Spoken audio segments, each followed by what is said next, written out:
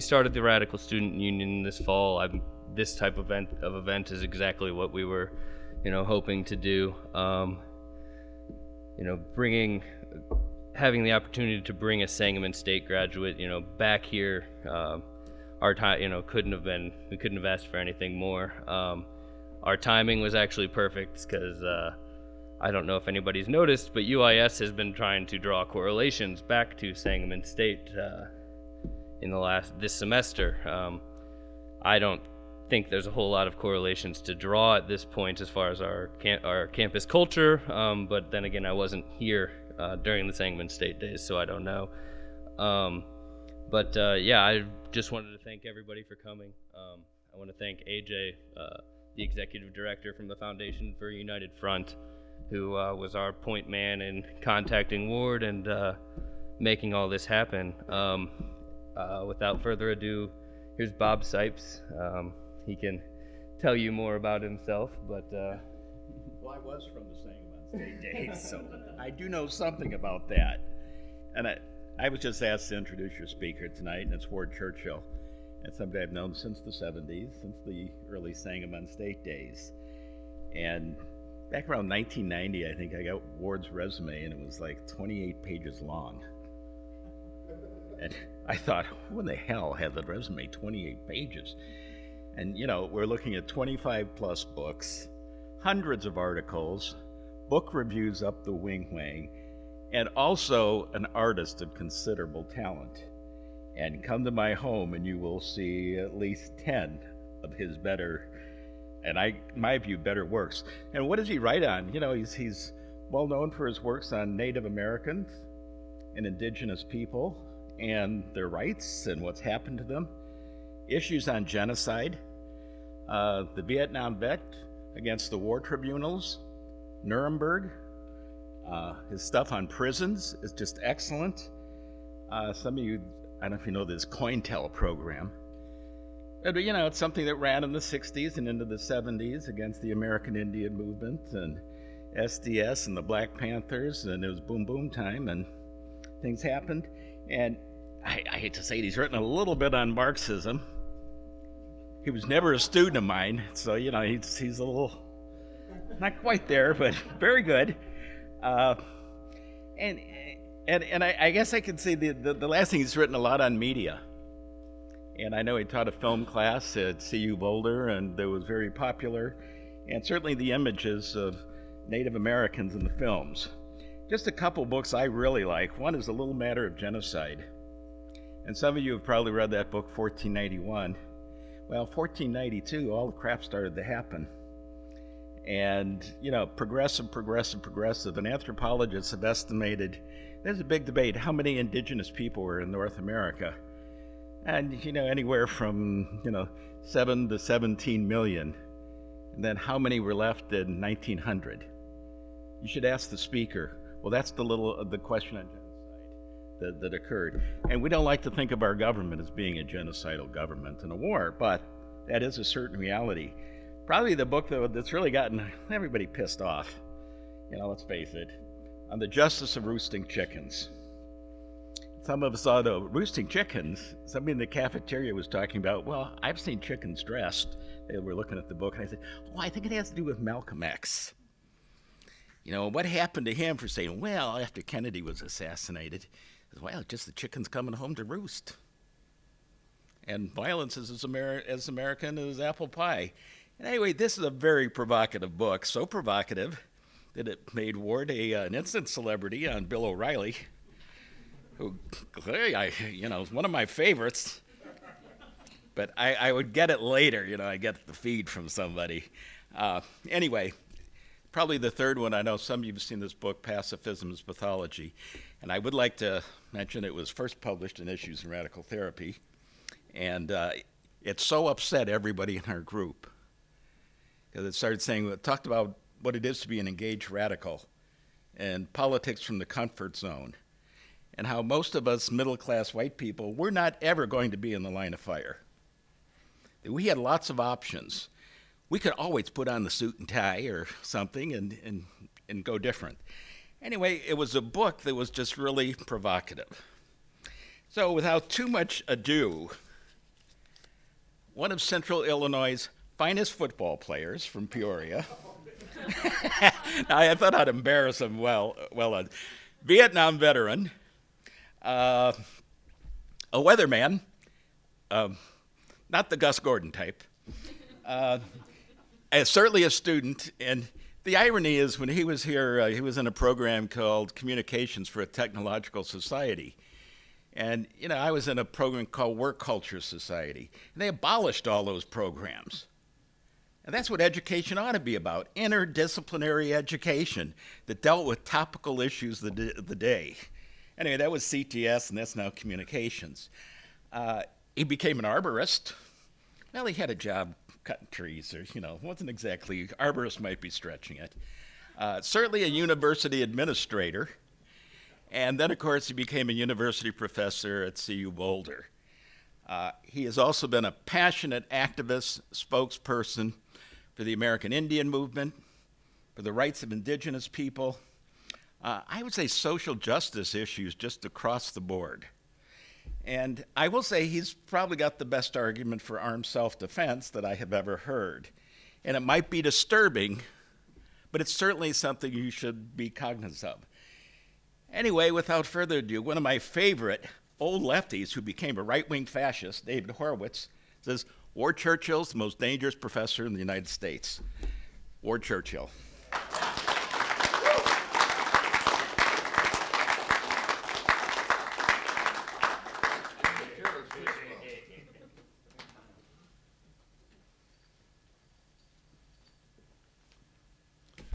Seal, I'll see you. Oh, I hate that light. Hello, my relatives. It's good to be back here in the land of plenty to eat. Anybody here remembers what the name Sangamon means? Yeah. And it's a single nod. Of course, I can't see much anything, and I think they're going to change that right now. I knew I was back here last night when I found myself sitting at a patio table eating a slice of birthday cake with beer. Okay, yeah. So it's not all gone. It's not all gone. But it's an honor to be asked back here. Honor to be on Sac land. I bring you greetings from the Shilagi, otherwise known as Cherokee, from North Georgia, Tennessee, before, I guess that was some sort of a Century 21 real estate speculative adventure that caused people to leave their homeland and relocate to Oklahoma, where there's a wood tick every 3¼ inches when you sit on the ground. Wasn't by choice. Then again, it wasn't by choice that the people whose land this is end up in Oklahoma as well. But hey, it's all kind of okay, isn't it? Black Hawk, who was the leader of the Sac and Fox when Lincoln of the land of Lincoln served as a captain under Zachary Taylor as 2 presidents of the United States to push them out of land they had rented on a temporary basis to something that was calling itself the United States of America, drove them completely into Wisconsin, massacred them at the Bad Axe River, the remnants ending up in Iowa, Black Hawk's skull ending up in a little small town museum in Iowa for about 110 years on public display, kind of a trophy in the trophy case. It's kind of okay because after all, Illinois has the great degree of decency required to build a statue of Black Hawk looking kind of pensively to the west as he's being driven out of his land. You can get that up along the Rock River. Okay, that was your tax dollars at work, and besides that, they named a hockey team after him. That's to honor the red man. Isn't the kind of history that you tend to get taught in the public school system? Isn't the kind of history that tends to get taught at what they call universities? Isn't the kind of history that tends to get taught at all? And when you talk about it, well, first of all, They always want to, no matter what you're talking about, if you can make book on it, not argue the point too long, concede that, yeah, unfortunately that did occur, but it's an aberration. It's an anomaly. Which presents us with a great philosophical question that needs to be answered. We probably won't get it answered tonight, but here's the question. You can all take it with you to ponder. How many anomalies does it take to make a norm? That's the book on the justice of roosting chickens. Okay? It's got several components in it, one of which is simply a chronology that's titled The Most Peace-Loving of Nations. Anybody that went to the same grade school that I went to in Illinois knows the most peace-loving of nations is the United States description of itself. You can start it at various years in an assessment of the sort that I did, but I chose 1776, as I recall, and then I just made an entry for every year that the United States has been in existence. And in every year the United States has been in existence, I could count one or more, often several, direct military engagements by the forces of the United States. That is to say, the United States has been at war with someone or someones every minute that it has existed as an entity and faced the earth. Oh, that's upsetting. Now, part of the upsettingness was its supposed inaccuracy. I had the year wrong on some event that occurred at Fort Clark in the Upper Missouri River in 1837. And I had it as 1836, mea culpa. I followed Bancroft, who was sort of the father of American Western history, who also had it in 1836. Why, I don't know, and I could have checked further. Maybe I followed Kit Carson, who was actually involved in the event, and he recorded it in his autobiography as being 1836 as well. But that was an error. His misrepresentation didn't change the nature of the fact, but that's a big deal. Bob was sort of pointing to the fact that it became a major media event. Now, you've seen a lot of those, I suppose, in the course of your life. Major media events that are based around being off a year and dating in a history text or footnotes.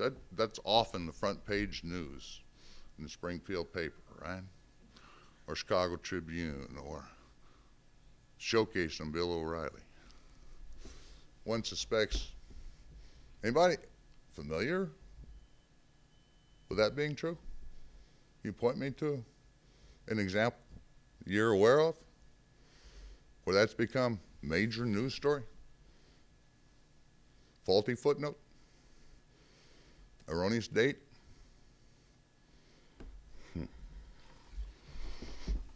Shaping, which is actually going to figure in for what I'm going to talk about. And I'm not going to talk the whole time we're here. I'd like to talk while I lay a few things out, a few premises, frame a set of circumstances, and then do a little mud wrestling with those who are here. But do those who are here include somebody by the name of Chris Detro? Figures. This is the guy who provided you the information I was coming and the significance of that. Who, there's his story in printout form. Now, newspapers proceed in a very weird prose style where a sentence usually constitutes a paragraph. What you got is about 3 paragraphs of normal prose text, in which the bulk of what he says by way of framing me is essentially cut and pasted from about 200 other newspaper articles that if you really wanted me to, I could sit here and start running them down more or less when they appeared and who wrote them and so forth. Okay, cut and paste. Now, it doesn't indicate in the byline that Chris Detro was responsible for the cutting and the pasting of somebody else's prose. His name is on it as author of this factual representation. Cut and paste somebody else's prose in under your own byline is called plagiarism. Plagiarism he condemns as being something rather untoward there. Apparently, plagiarism is acceptable for journalistic endeavor. You know it's plagiarized because it's incomplete. There's certain telltale things there. Okay, but that's a representation of the factual situation. So let me give you an analogy to a factual representation akin to this. I'm going to do the entry now, World War II. Germany invaded Poland in 1939, France in 1940, and in 1941 the Japanese bombed Pearl Harbor. That's it. Nothing inaccurate in what was just said. That was all true.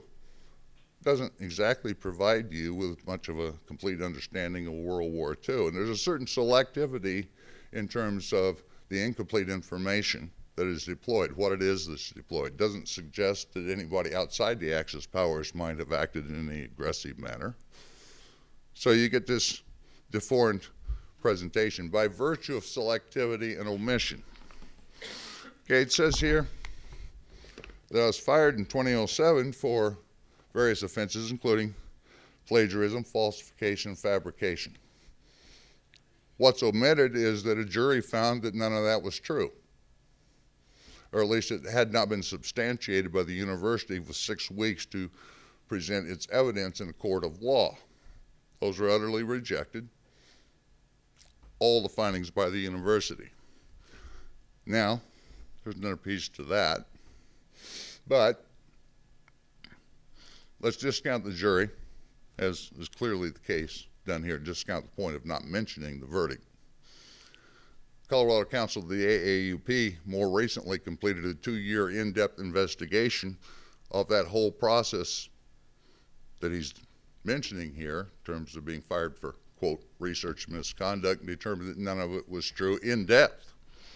2 years on this one, and that fraud, plagiarism, falsification, various sorts have been in fact perpetrated by the institutional committees. I'm not standing here to defend myself so much as I'm standing here to point to the magnitude of the misrepresentation embodied in the information that was cut and pasted, which is to say plagiarized by the journal in order to shape public consciousness of who it was that would be speaking at the University of Illinois Springfield campus. Ooh, that doesn't feel right. Doesn't feel right to say that when I'm standing on this campus, but so it is. All right? So we got this plagiarism and misrepresentation and distortion, but now we proceed a little further down the checklist. And it says, my essay on the justice of roosting chickens was the flashpoint which caused us all to become a dynamic process, one thing leading to another. Well, you'll excuse me, but the essay in question was titled Some People Push Back. Different essay. Not that they're divorced from one another, they're actually related. But as it happens, on the justice of roosting chickens is not the essay at issue, which is a falsification. Flagrant. Not presented as a part of what, or any other qualification, not a part of what brought everything about. Just blunt fact. Well, false. Falsification of historical fact. And it says that jury verdict, which I said we can discount, was later reversed by a federal court. That's fabrication. There's never been a federal court involved in my case anyway at all. And if this guy had any knowledge of legal process, he would understand you don't go to court. District Court in Colorado, have a federal judge intervene, set aside a jury verdict, and end up before the Colorado Supreme Court, which is where I am now. They don't go from state to federal and then to the state Supreme Court. So we've got falsification, fabrication, plagiarism, distortion, and other offenses in 3 paragraphs, and that's the side that's doing the condemning. Now this goes to David Horowitz and all of that as well. We have a situation which is rules for thee, but not for me approach of denunciation, condemnation, but mostly, and this is what's important, an attempt to nullify inconvenient information, to expunge it from the consciousness of the public and present it in such a way that people who have absolutely no knowledge of what they're talking about and forming opinions about form their very, very strong opinions and biases upon. Well, that's media. Media serves certain functions, one of which is propaganda function. But we can leave that. We're not here, I guess, tonight to talk about media. We're here to talk about the educational enterprise. And before I go any further, could I get some water? Gonna need it. See, muggy outside, but it's really dry in here. Education of a particular type. Now, supposedly, news reportage and education, while in some sense related, are discrete. But now what happens when these discrete spheres become joined? And essentially you're getting the soundbite disinformation through the media regularly, operating on the basis of duplicitous standards, falsification, whether through ignorance, systemic, ideologically driven. I don't know what I'm talking about, and it doesn't matter because this is what the company line is, or through deliberate and malicious manipulation of the media, which would have been the case, or the information in the media, which would have been the case at the onset of my particular process, but that's illustrative of the onset of any comparable process, whether it has to do with a personnel action or whether it has to do with historical interpretation or whether it has to do with interpretation of policy. What happens when the educational process becomes redundant with that? Redundant in terms of the informational content, but much more in depth and driven. Is there anybody in the room who did not attend a U.S. public school or private school, institutions in the U.S. for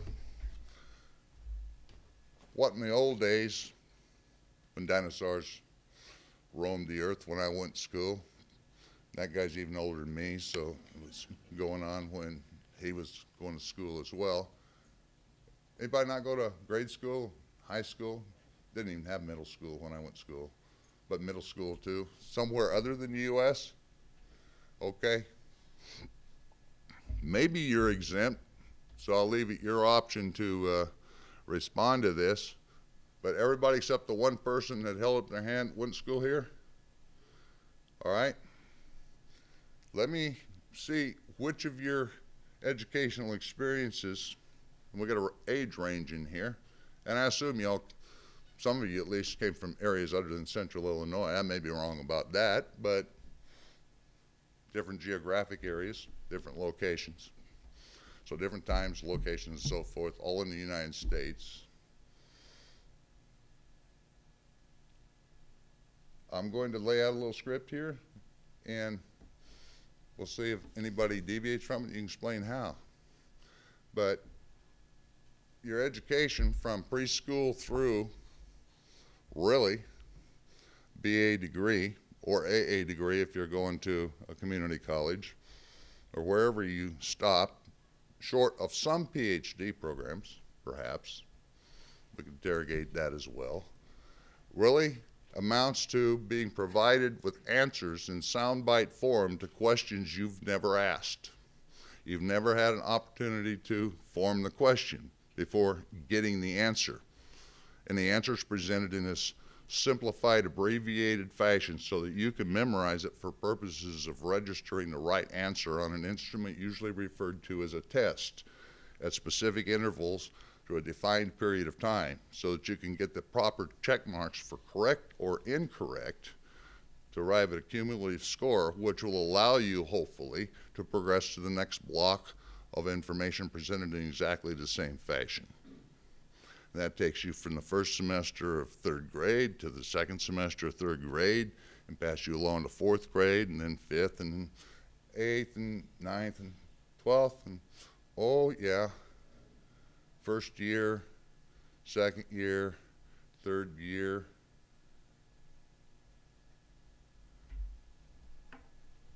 Basically, what's happening here?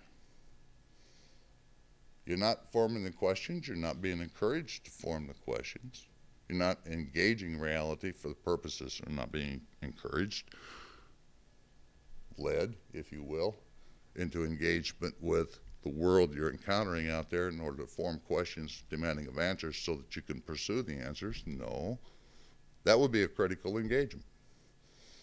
Your critical engagement is being foreclosed by the formation of questions being preempted. Is it not? And then the possible range of answers you may come up with, if you're critically engaging the reality to form the questions, is being preempted because the answer is provided in an approved form. And that's what accreditation is about, of course.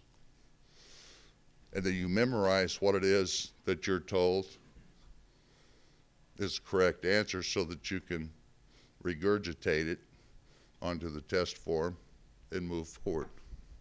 What's education?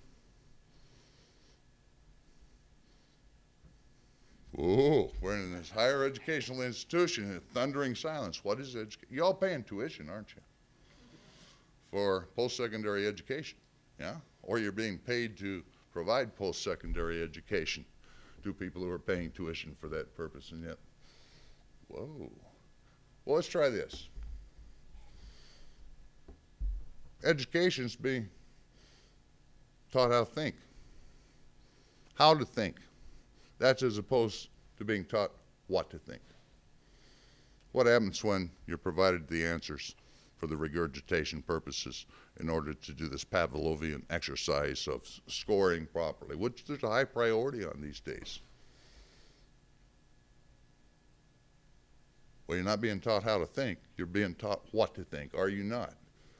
Being taught what to think is called indoctrination, not education. That's how far we are between the identified objective of the institution and the reality of what's actually delivered. Yes, I know everyone here can probably come up with an exception to the rule, although I didn't see too many hands going up when I said whose educational experience deviated from the script I was laying out.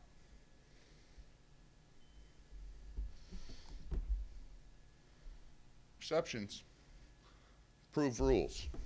I'm not interested in exception, interested in the rule here. Now, we could stop right now and start to med wrestle around the implications, but I don't want to yet. Where did the idea of university come from in the United States? Because if we're going to get student activism, we're going to have to understand the context.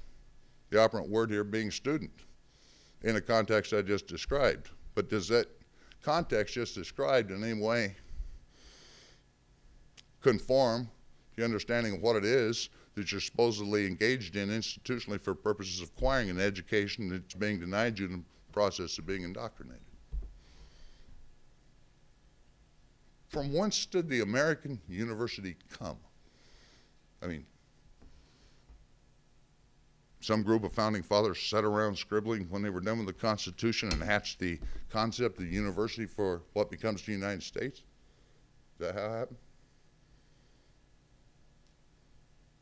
There have always been universities in the United States, even before the United States?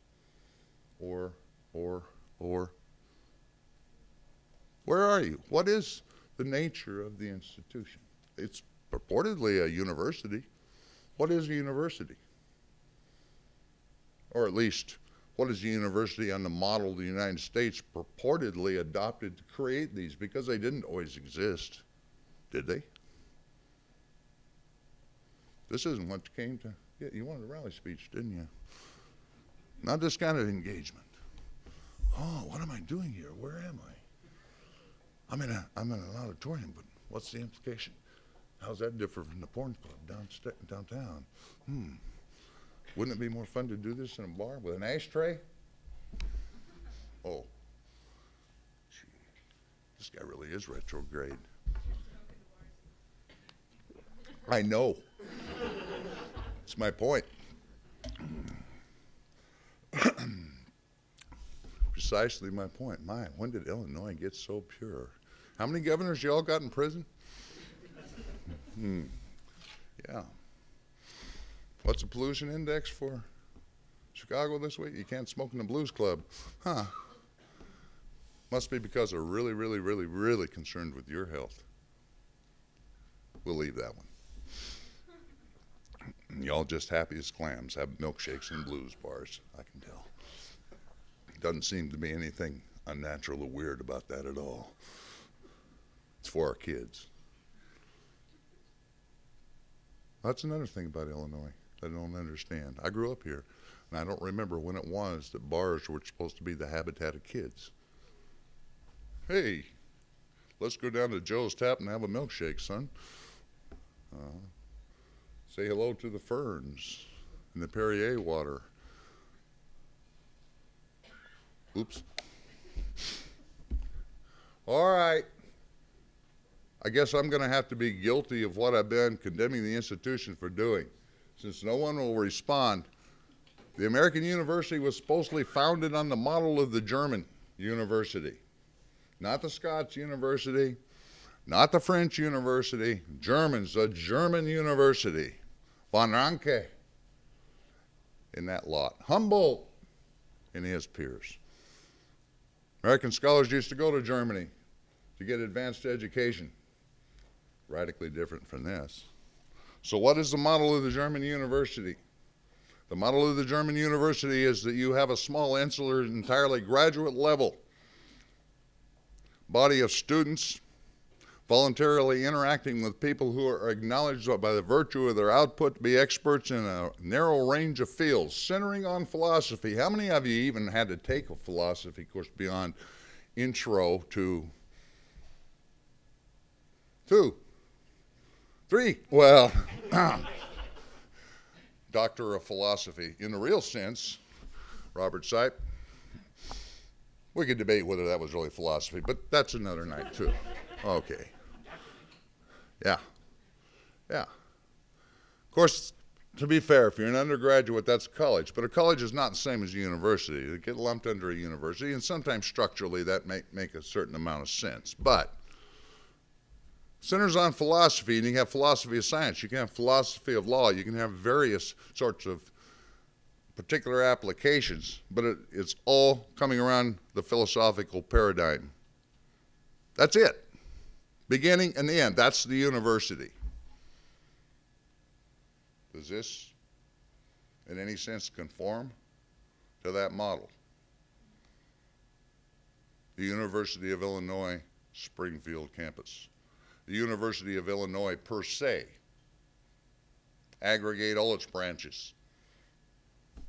What doesn't belong in a university properly understood? Well, let's talk, for starters, about probably one of the most popular programs in the institutions, the ones that are marketed the most effective. Engineering schools don't belong in a university. They don't belong in a college either, okay? Those are professional schools. Law, not philosophy of law. You seldom get philosophy of law in law school. You really got to go into a doctorate of law program, very few of which are offered in this country, very few students. What you're being taught is how to practice law. That's a rarefied vocation. It's glorified votech. I'm not really denigrating it. I'm not saying it shouldn't be there. I'm saying it's not part of a university. Business school definitely is not part. Pharmacology is definitely not part of an institutional structure definable as a university. We're talking about where most people are entering, what their degree avocations are at this point. There are trade schools, there are professional schools, there are vocational schools in Germany. France is even more developed. Okay, if you're wanting to pursue one of those, there's no social onus on it. This is valued social enterprise. However, you go to one of those schools which deal in that, not the university. University performs a particular function, which is to provide a lens through which society can engage in self-examination, critical interrogation. I guess this is the John Stockman, or Stockwell was CIA, Stockman was the trickle-down economist. Yes, Stockman, the trickle-down guy, trickle-down knowledge. This is supposed to affect the ability of society to understand itself, refine itself, perfect culture, make attainments in these areas. Not monument building, it's intellectual enterprise. Now, I ask with regard to the University of Illinois, is there anybody out there who's been engaged in this process who could tell me wherever in the United States such an entity existed?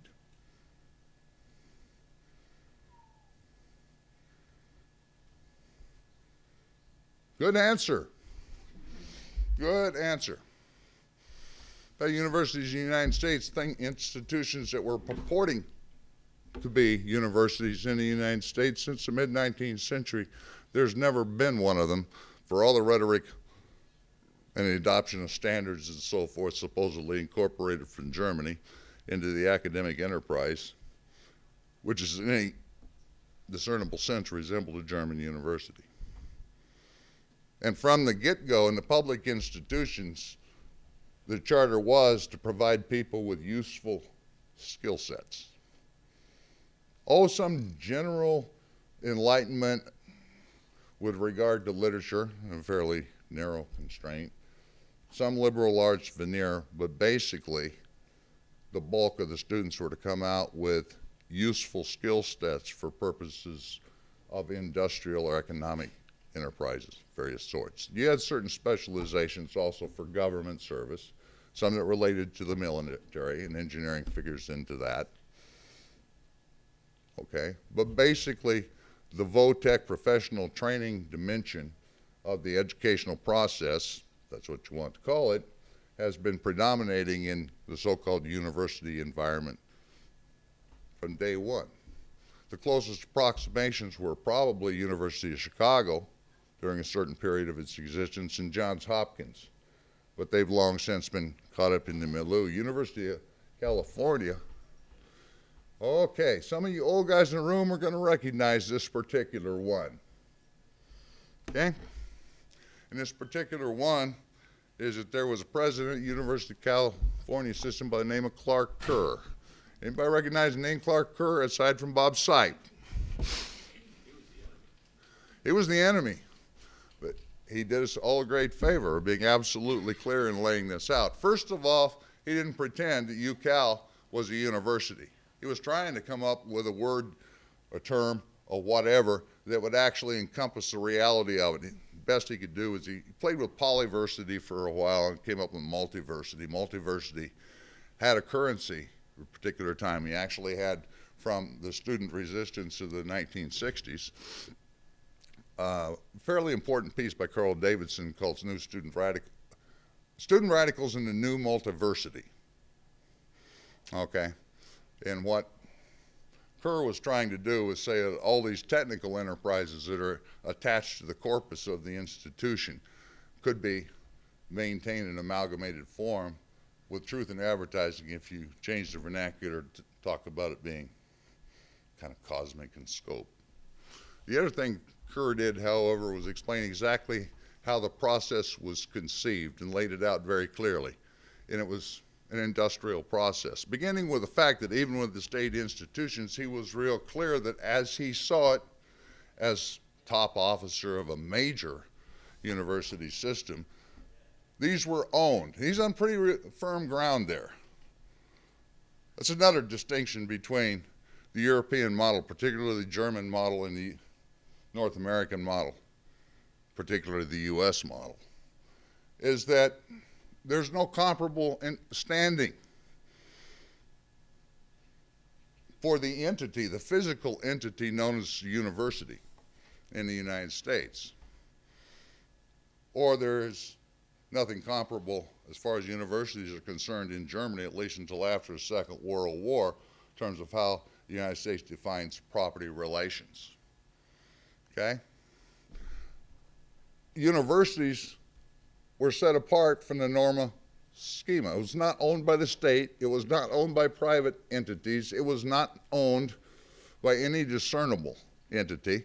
Rather, it was owned collectively by society. Those who participated as faculty members were freeholders in the institution. Okay? That is the enterprise. The administration, such as it was, which is very narrow, presided over the institution only in a very narrow range of technical affairs to maintain relations with governmental and social entities, other entities outside the institution itself, in a manner determined by the collectivity of the faculty. If you were a university professor in the German model in the 19th century, you did not work for anyone. You worked for the knowledge. The students came, it would pay you, okay, in order to have access to what you could provide them, but it wasn't as a matter of testing. No requirement that a student ever attend class. You would deliver your lectures on a regular basis that would be publicized, and they had the option, insofar as it served their interest, their purpose, their intellectual needs, to attend, and you would be available to them in pursuit of their critical interrogation of a defined subject matter. They had a reasonably clear specified period of time in which to complete, arrive at their conclusions with regard to the subject matter they were pursuing. They could avail themselves of your particular knowledge, expertise, guidance, whatever, and that of other faculty members at a certain point within the time frame that was allowed, make the announcement that they were ready to defend the conclusions that they had drawn. Okay, this is all very formalized, but actually you find something similar to it in traditional societies all over the planet. Not so formalized, but you have this range of older people who are proficient in these areas of what you need to know. They don't conduct formal classes. They engage in activities. You can come and observe them participate in those, and even participate. You can observe them engaging in the activities, you participate in the activities. Okay, you can ask them for advice, consultation, and so forth. At a certain point, you announce that you feel you're ready to assume a responsible adult position in that regard, and they check you out and see whether you are. Well, that's the process, very different from the process here. The process here is very different, partly because this was brought by a German professor at Dartmouth College as a proposition. The rector at Dartmouth College in 1817 announced the faculty member was fired for heretical religious views. Okay, he took the matter to court, said, "You can't fire me, I don't work for you. I work for the students, I work for the knowledge, it's part of a university." And the outcome of the Dartmouth case was the U.S. court found that a university was essentially a corporation, and that the board were the owners and presided over it. This leads us to Clark Kerr's understanding of it. It is owned, although he could point to something more than the Board of Regents. He could say the infusion of capital into the project by given corporations and government entities makes them the owners. The owners define what it is that is to be produced in the institution, since they are the owners. Okay? They're defining what the product will be. Yeah? You got administration, which is the managerial class of what amounts to a knowledge factory. He's real clear about this. That's him. He's managing the enterprise under the direction of the owners to produce particular product. And for purposes of the production of that consumable item at the end, he hires workers. The workers are the faculty. And the faculty will work upon, they will manipulate and craft raw material into a finished product. Students here? Yep. Yeah, you're the raw material. Yeah. That's it. The guys out there that you will never encounter Call them the Koch brothers. Sending the bucks over, funding the enterprise of a supposedly public institution because it's understood, of course, that the skills of the workforce, the indoctrination of the workforce, the malleability of the workforce, and I'm not talking about the faculty workforce in the knowledge factory, I'm talking about out there in the broader economic arena. Okay, that's necessary for the economy to be healthy, and the economy to be healthy is socially desirable. Hell, Obama just said that the other day. I encourage all of you to make the commitment to get at least 1 year of training post-secondary. It doesn't have to be at a university. It can be a trade school. It can be a VOTEC. It can be wherever it wants to. Okay? Follow your own lights. It's what you want to focus on, but make that commitment to get that training. Why is he saying that? Because we need a skilled workforce to compete with those out there in the global market. That's one reason why jobs are going overseas. That's a false paradigm, but that's the pitch that's being made, which will take me then to the question of, if it's socially desirable and necessary for the collective good, why it is that about the time there was a reaction to what Clark Kerr had to say, suddenly for the first time in the state institutions, you had to start paying tuition. In other words, you have a kind of a social obligation. You're meeting a social need by undergoing the training, and you need to pay for it. Gee, that's interesting. There's a social need for police department, they say. I don't agree, but that's what the argument is. Okay? So how about the cops pay, want to pick a number out of the air, $38,000 a year for the privilege of performing the socially necessary service. We need a military, so they say. I don't necessarily agree with that either, but let's say all the people who are part of the new Action Army this year should pay into the public treasury for the privilege of providing this socially necessary activity. Yeah, student in 1960, what was it, 4 or 5, Mario Savio. They now named the steps for the guy at Berkeley. Basically led what was called the free speech movement. And it was in part direct response to what Clark Kerr had put. Anybody wants to check me out on this, it's the initial edition of a book by Clark Kerr called The Use of the University. All right. Now, several editions, he never repeated that because of the response that happened at Berkeley, which had to do with them trying to prohibit political activities of students in public spaces on the campus. Sproul Plaza, which is where you'll now find the Mario Savio steps. They shut down the university, basically, for several weeks. And there's a famous poster that comes out of this, say, I am a human being, do not fold, bend, staple, or mutilate. Picture of a computer card, raw material.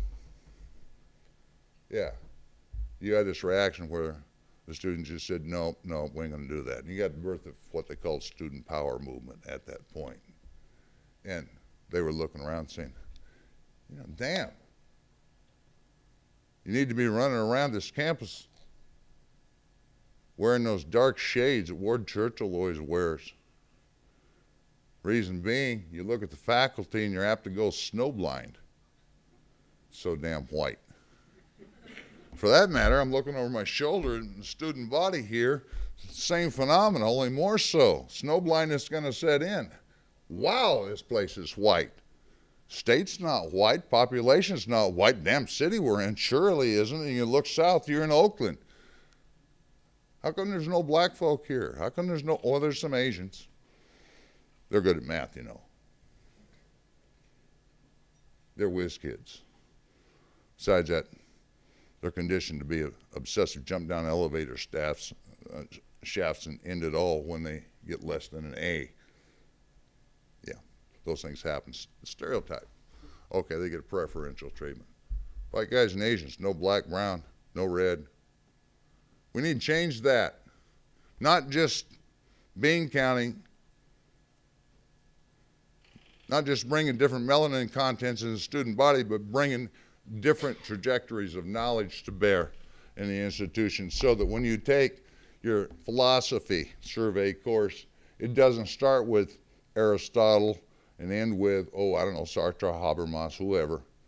And it's kind of westerly inclined from start to finish. And it's not billed as Western philosophy. It's not billed as continental philosophy. It's billed as philosophy.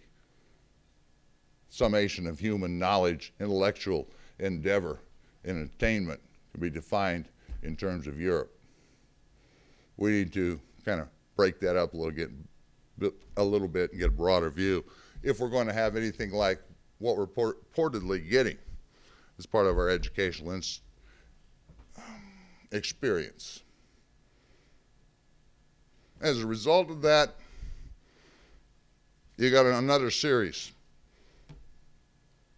of student actions on campus in California and elsewhere. This becomes adopted as an agenda. Where is our third world university was a slogan at that time. And you start bringing, well, let's be literary. Let me use Kipling's term. They begin to bring WOGs onto the faculties and WOGs into the student body, and as the WOGs come in, the tuition begins. I wonder why. First, the white students are getting downright uppity. They're acting like something other than good, proper white students reinforcing the status quo. How are we going to deal with that? Well, there are national conferences on how to deal with that, but worse yet, now they're getting in here. And gee whiz, stability and maintenance and reinforcement of status quo, mindless compliance and obedience to orders is a desired product. We're not able to produce it present way when they demand free thought and broadening of curriculum and rethinking of fundamental priorities and all the rest of that. And students seem to be particularly susceptible to acting upon strange ideas like this: diversification in population, reflection of the demography of the population in the student body and the faculty, a broadening of the curriculum to accommodate the various traditions represented in that demography, all the rest of that. They're susceptible because we don't really have a lever on them. What are you paying for tuition here? $5,000. Well, this is a cheap place. Try Colorado, you can pay 3 times that, not to mention living expenses, grossly higher. Okay, 1970, which is more or less the point in time what I'm talking about here. Okay, you've had the response, free speech movement, you've had the student power movement, it's still ongoing. You've got the various student of color movements forcing curricular changes and admissions policy changes, and the EOP programs are born and all of that. So you've got significant numbers of unwhite bodies appearing on the campuses for the first time. Call that circa 1970. Circa 1970 in Colorado, tuition was $124 a semester. UCal Berkeley was $138, I believe. And Reagan implemented tuition for that purpose. What that amounts to is, in order to be in the institution at all, you're incurring debt.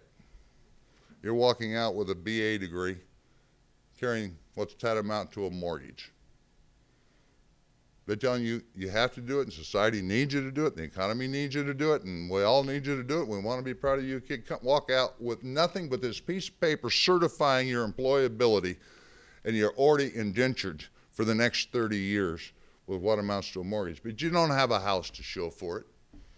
And the mortgage was the thing that kept the people who had graduated and were working and starting families. Well, I can't compromise my mortgage, I can't compromise my job, I'm locked in, I'm sort of indentured to an institution, so I'm not going to get too far out of line. Students were free of that, so let's change it. Yeah, basically it was free tuition at UCal schools. Not now. You're going to walk out with a student debt load of at least 30 grand a year, and that's if you're living pretty close to the vest and get some grant money in the package. Same at Madison, same.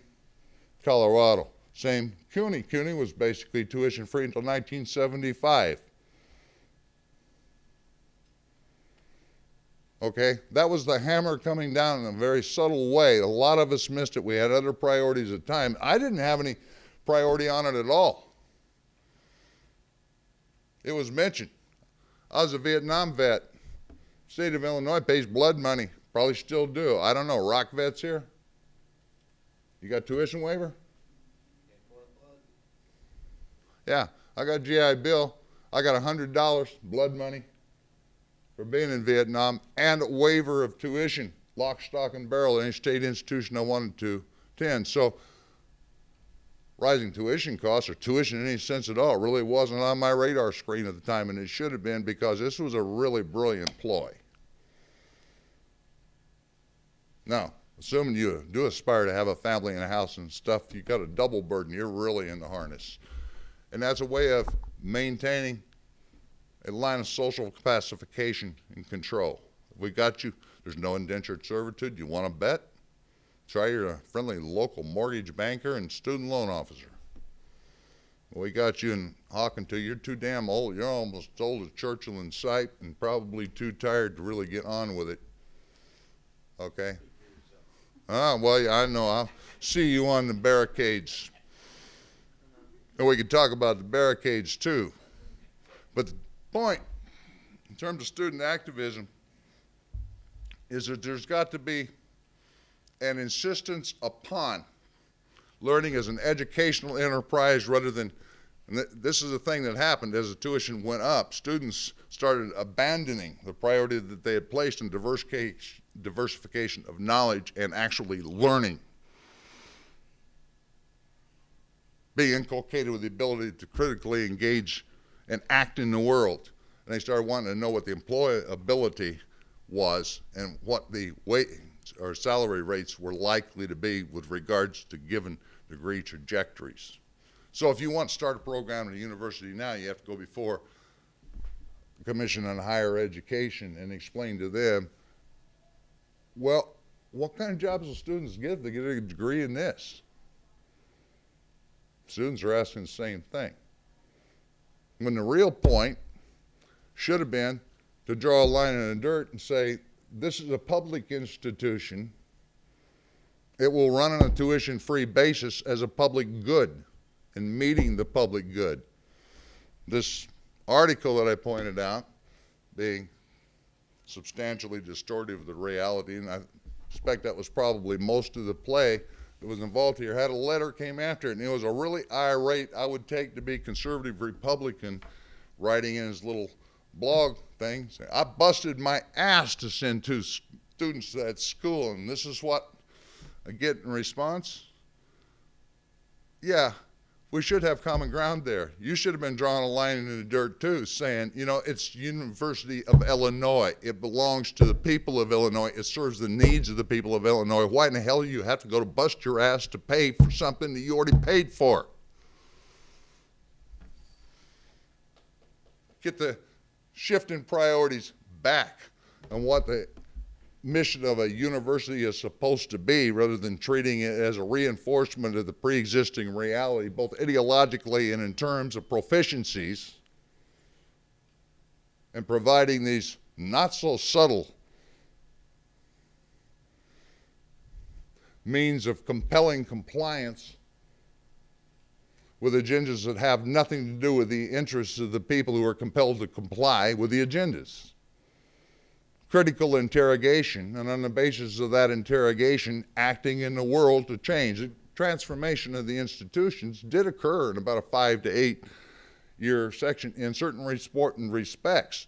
So what you had occurring in the 1970s with the increases in tuition and the alterations to structure and the containment of ethnic studies programs, as they call it, and radical studies programs, and therefore various things of that sort,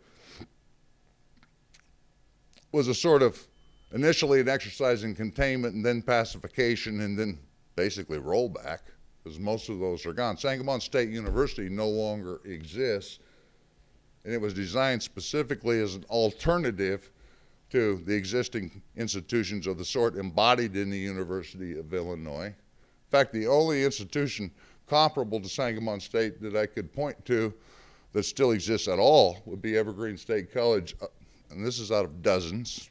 Maybe Antioch, although, I don't know, in 2005 I got credit for having destroyed Antioch. It's an absurd thing, okay, but nonetheless that was part of the media play. It was shut down for a while. It's open again.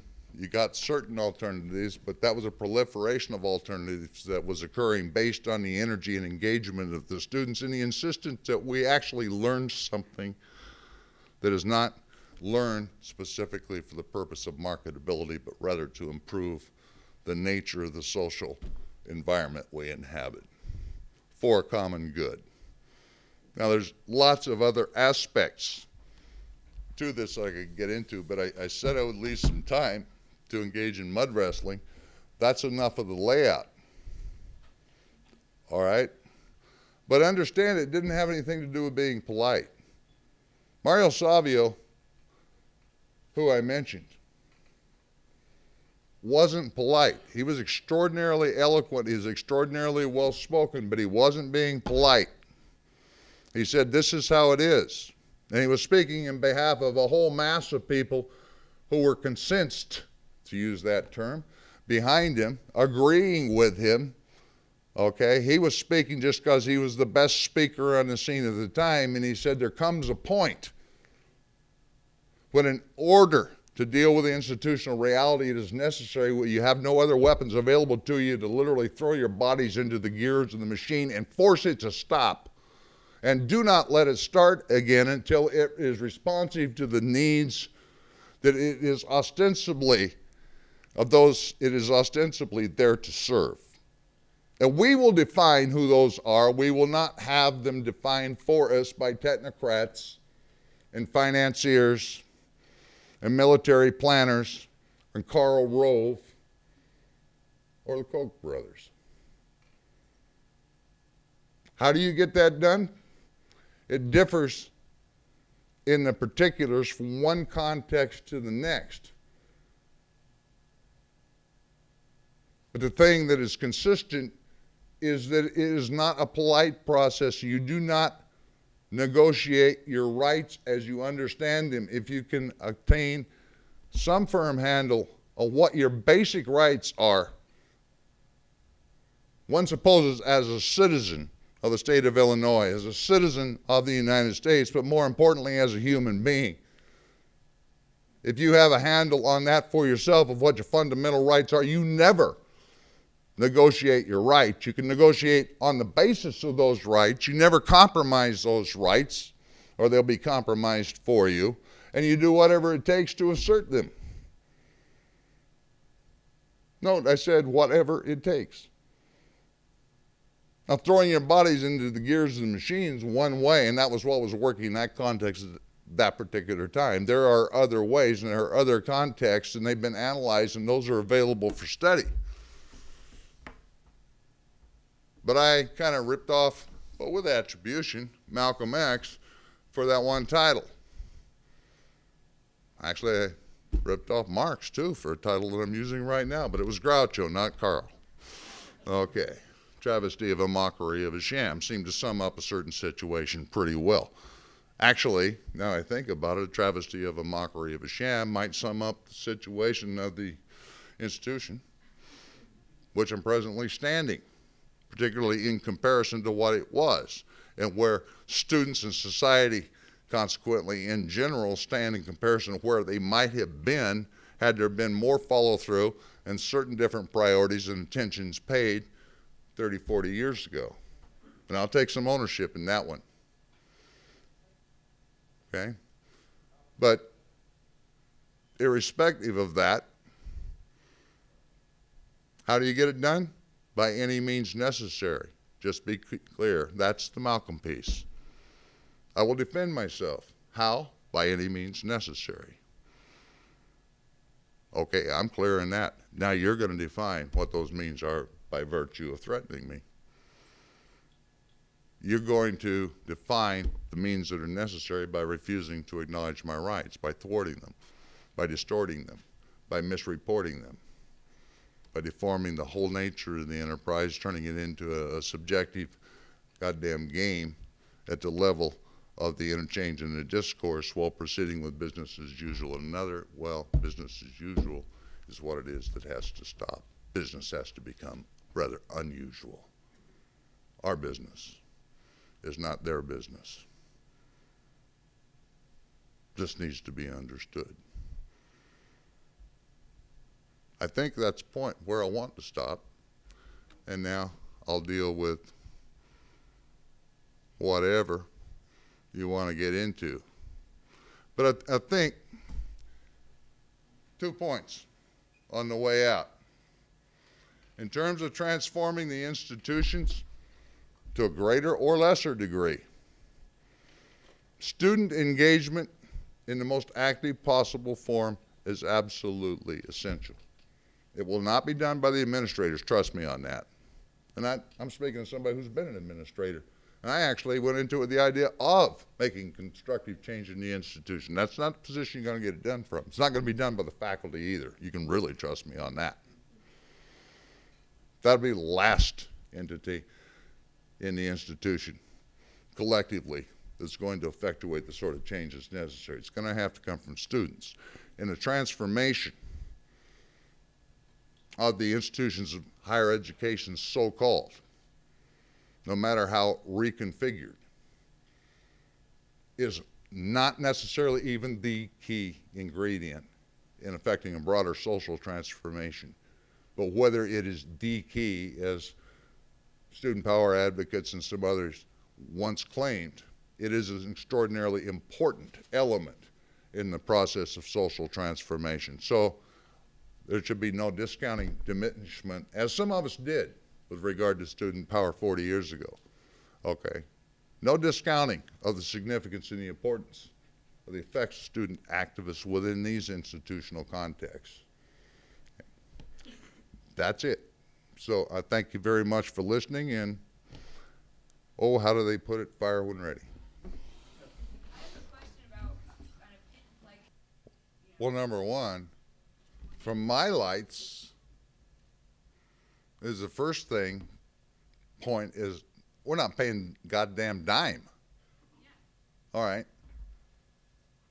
This is something that should be provided, but you're not providing it, and so that's an issue. But in the meanwhile, since it's necessary in your estimation, you're going to need to create it. And if you're worried about separation between the Springfield community and the campus, then you need to get it off campus.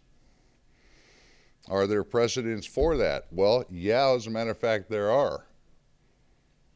You know, you had several right downtown in Springfield, student, near as I can tell. At the time, I had just gotten here, but they seemed to be completely student-initiated things in vacant storefronts to put students in touch with one another, because it's a very near school, and so there was no critical mass, there was no networking available. I dropped by a couple of times. It's not exactly what I need for social environment, and so I did other things. There were also, hell, there's a place over here not far from campus called Crow's Mill. There was a hub at one time. Every major blues act in Chicago was down here. It was a site of social ferment. There were other places, but they were created by people involved in the campus community, but living in the Springfield community to create something where there could be a confluence. They worked real well until everybody got old and tired. Well, you don't look old or tired, okay? So it's a range of possibilities of things that can be done. You got to seize the initiative and not just look for funding. Funding, that's useful. We've got people who are professional grant writers, but we have lost a lot of track over the years about how you engage in community activism, community organizing. That the first thing is you got to have a funder. No, actually, you don't. What you have to have first is a vision of what it is you think you need and a will to get it done, and go from there. Okay? So, okay, I guess that ties to your point about we don't really need to get another corporate funder involved. not in the sense that you're using the term, but you make yourself a corporate entity in a way. It's not an evil term. It means a body coming together for a common purpose. Corporate body.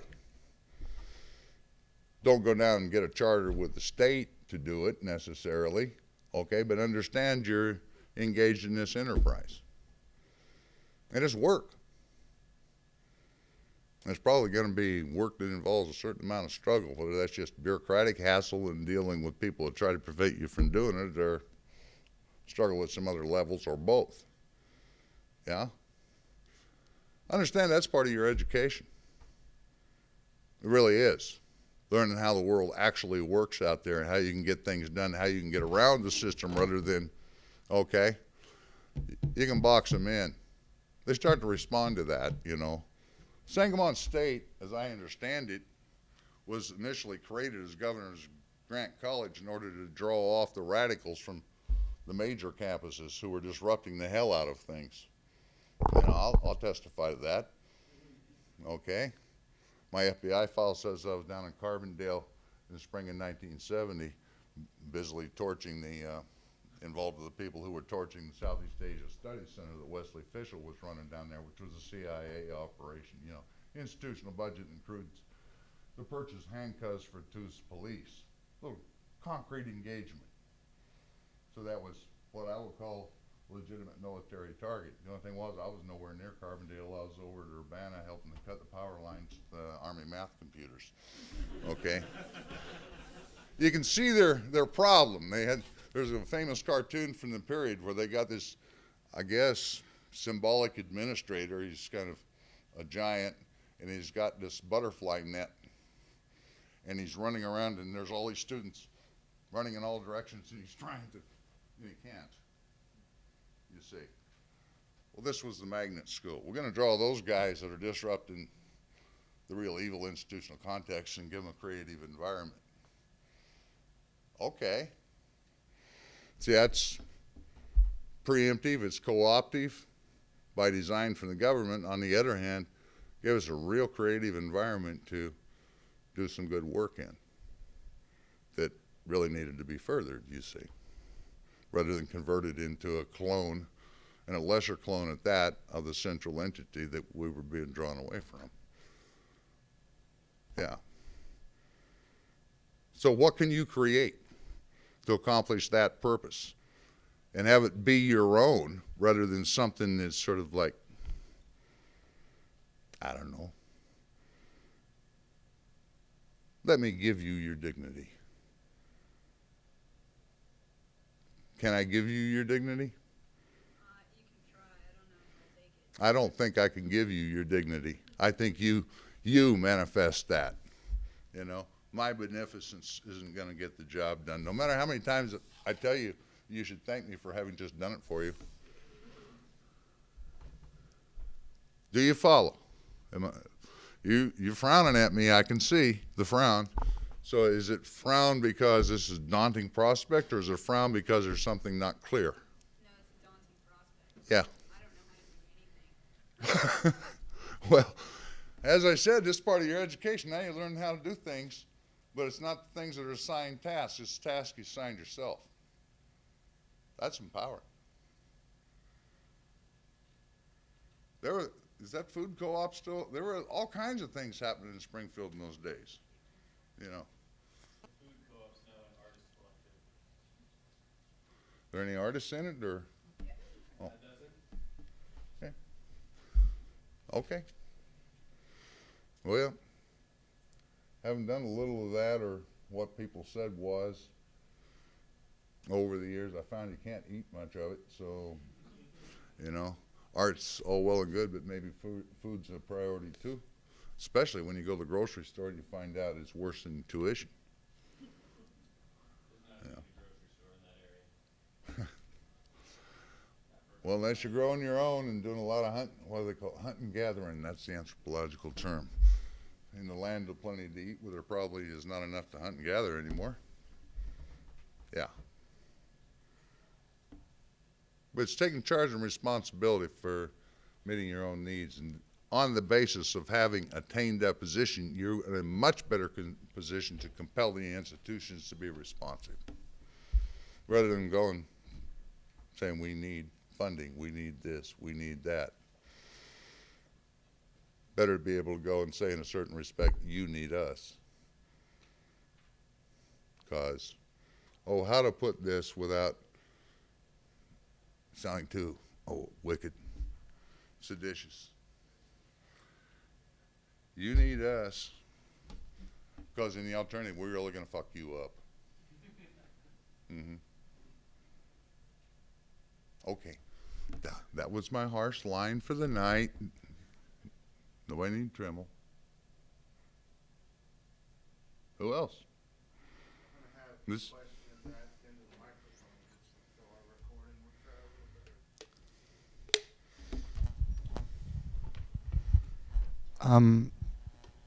You're talking about like a bachelor's degree as like a certificate of your employability, and I'm wondering if we ever did have like a true university that actually educated people and dealt with learning, would people take that seriously, or would people look at that on your resume and be like, oh, that's not a real school, that's a joke? Well, it doesn't matter. In the first instance, I mean, what's your objective here? They weren't putting people out of the universities in order that they would be eminently employable or would have a high income, and that wasn't their objective for getting into it. What, intellectually speaking, would be your objective in attending an institution of the type that I described? I guess I'm more asking if there's no economic benefit to people going to a university like that, would people go? I am a people, and I would go. Okay? I can attest that. In fact, in a way, I have gone my whole life. Okay? I know others who have and do. I can't speak for you. I don't know you. Okay? You could answer the question if the opportunity was available to actually learn things free of the contingencies of what the ticket punch would look like in terms of getting a job with, I don't know, Lehman Brothers or whoever afterwards. Would you go? See? Self-answering question. But it's the kind of question that they always pose because those in charge, okay? Well, who would go? Well, why don't you try it and find out? We won't make those kinds of movies because people never come. You've never made one. How do you know? See? That's the old thing about answering the question before it's ever asked and providing the soundbite. Well, that's a no-brainer. Nobody would go to them. Well, they did. People went to Sangamon State. People went to all these places. People created these places. They had to be bludgeoned into submission in various ways. You know, it's not a gentle process. It's a very coercive process of dismantling these things, and they only allowed them into being because they're forced. So force them. I'm not telling you what you should do intellectually or otherwise.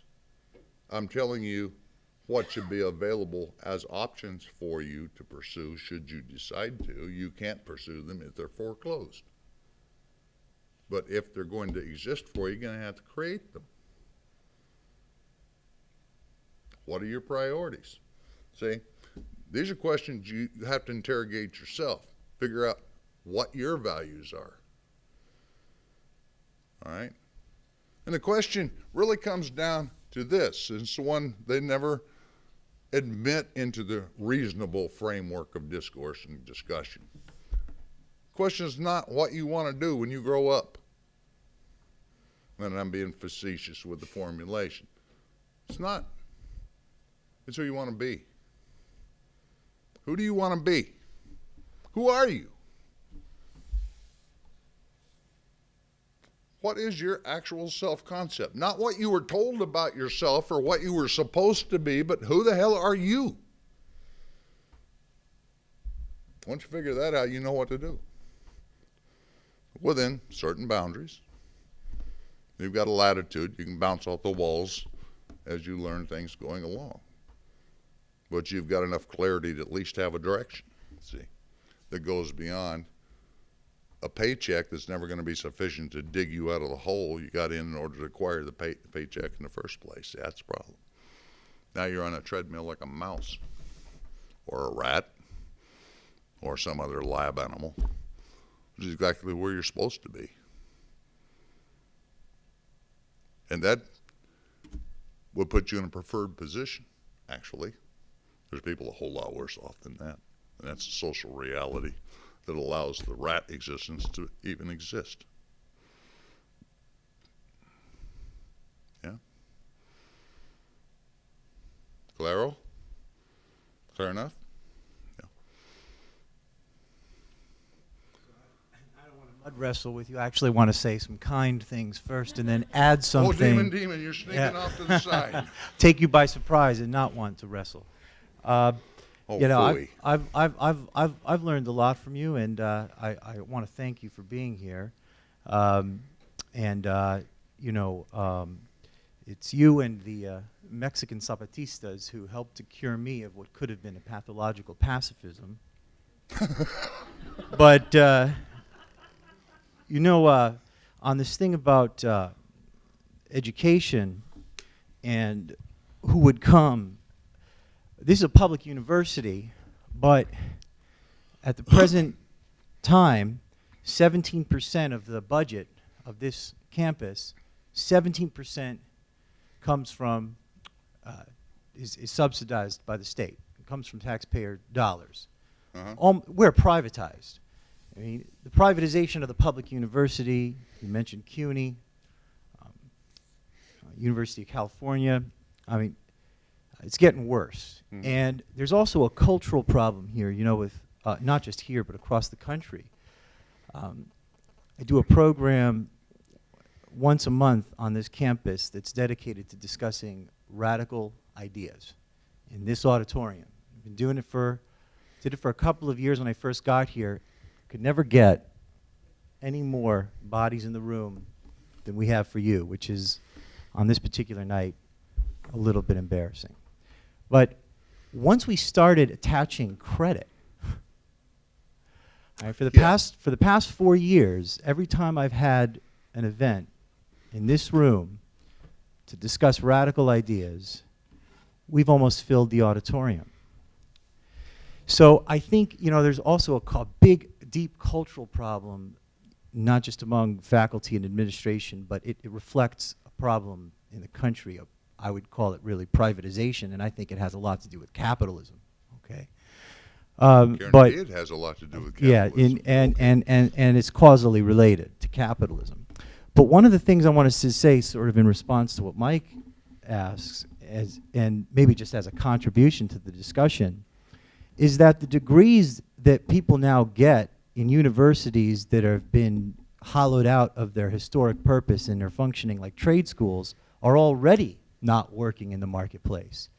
And people are coming to get degrees that are useful so they can get jobs.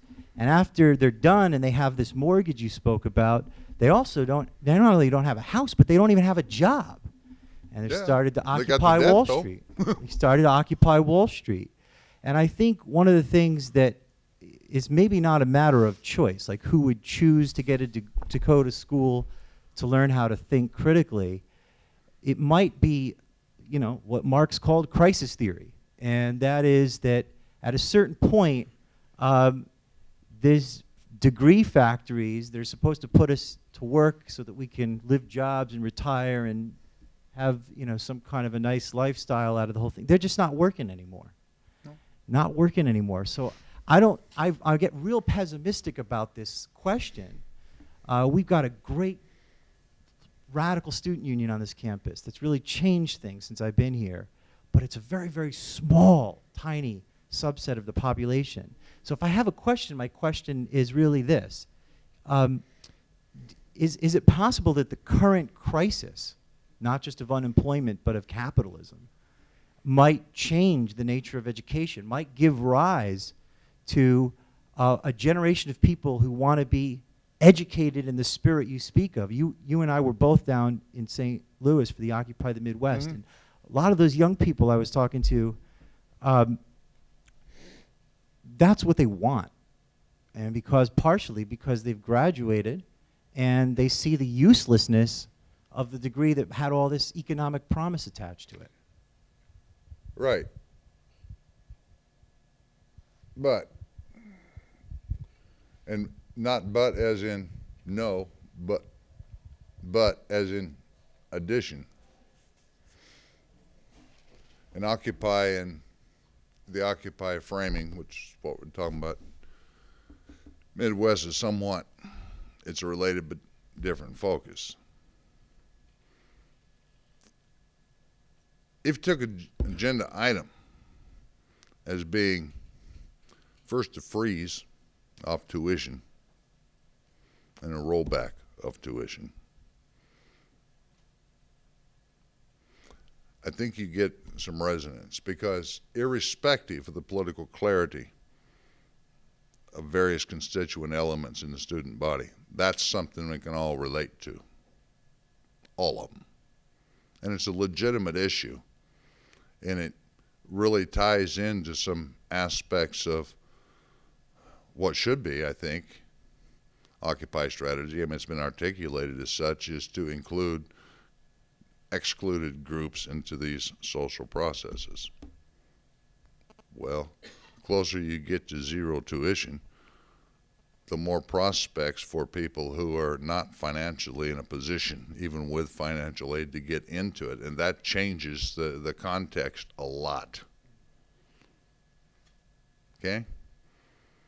You can even frame it so, well, they'll argue with it anyway, but Republicans have a hard time. By God, I'm one of those Eisenhower Republicans. 90 percentile tax range on the rich, thank you very much. I think we can afford to reduce tuition now.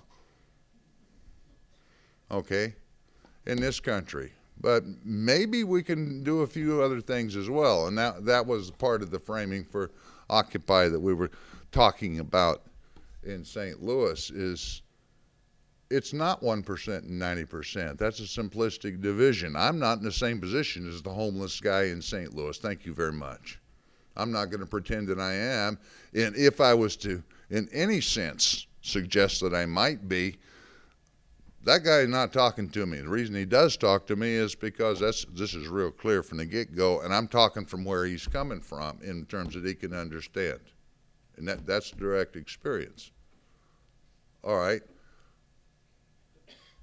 You got a 20th percentile range is, frankly, the proboscis is stuffed so far in the proximity of the anus of the 1% that they are indistinguishable psychologically, emotionally. Okay, so now we're dealing with 20% versus 80%, except that the homeless guy we were just talking about represents, what was it Marx called, lumpen proletariat? There's other terms, okay. That's about another, in reality, 20th percentile. Now, I don't remember a scenario where you had grand bourgeois, petty bourgeois in a 20th percentile block, lumpen proletariat in 20th percentile block, and then somehow or another magically there was a middle class between the lumpen and the elite. Okay? But while we're doing this class analysis, which is legitimate, there's also a few other of these analyses, you know. It's been rough in this country. They telling me the overall national unemployment is 8.5%. Okay? But for black folk, it's in 20th percentile range and has been. 21.5 is the last one I heard overall in terms of real numbers. 25 was the worst year of the Depression. You've had a depression every goddamn year in that community. Okay, that hasn't changed with all the solidarity organizing that's happened over the last several generations. All right, so let's not be going out and making the 1% versus 99% pitch, okay, to the really far worse off communities overall. Because the way that's always worked is we're going to have solidarity, black, brown, white, yellow, until the overall average, which means white workers are in a better position, and then, hey, later for you guys. So let's try something a little different. Let's actually do what's always being talked about, which is start with the most oppressed, and we'll worry about the broader working class when we bring some of these communities up to parity with. But what's bringing parity up to in this country? I mean, this country doesn't exist in a vacuum. Where does the vaunted American quality of life come from? Well, the question that was asked, how do we go out and include other people? Well, we're talking about in terms of those that we'll encounter in Springfield and St. Louis and Chicago and such. And this can resonate if there's some follow through and some action. But how many people in here got a cell phone? I do. Here it is. It's an archaic one. It's not even a, what is it, iPhone now? iPhone, smartphone. Oh hell, this is a dumb phone. Okay? Which means they can laser lock a missile on me with this thing only so long as there's batteries in it. I can disable the GPS by removing the batteries. And the reason I have to charge it, even though it sits on the shelf all the time, is because the GPS is always running so long as the batteries are in it, which depletes the batteries. Oh, they forgot to tell you that. They can keep track of you so long as you got the thing in your possession. But you can disable this one. You cannot disable in a smartphone. There's no battery to remove. Oh, I got more advanced technology, which means they've got an absolute lock on you. All right. We're so technically. Never mind. Cell phone. Doesn't matter what kind. This kind, that kind, the other kind. In order for that cell phone to be in your pocket, it has function and basis, something called coltan. Anybody know what coltan is? Peculiar metal. You know where it comes from? Yes, Africa, but it comes from particularly the locale in Africa. These days called Shaba because it has a kind of an unfortunate history. They used to call it Katanga. Okay? The preponderance of coltan in the world comes out of the ground in Shaba, Katanga. All right? Since all the cell phones and a whole lot of related equipment are absolutely at this point dependent upon the utilization of that peculiar metal, you can figure that's a fairly valuable proposition. You know what the per capita income in Congo is? And Shaba is part of it today? Right now. A little bit under $100. No, I'm talking for the year.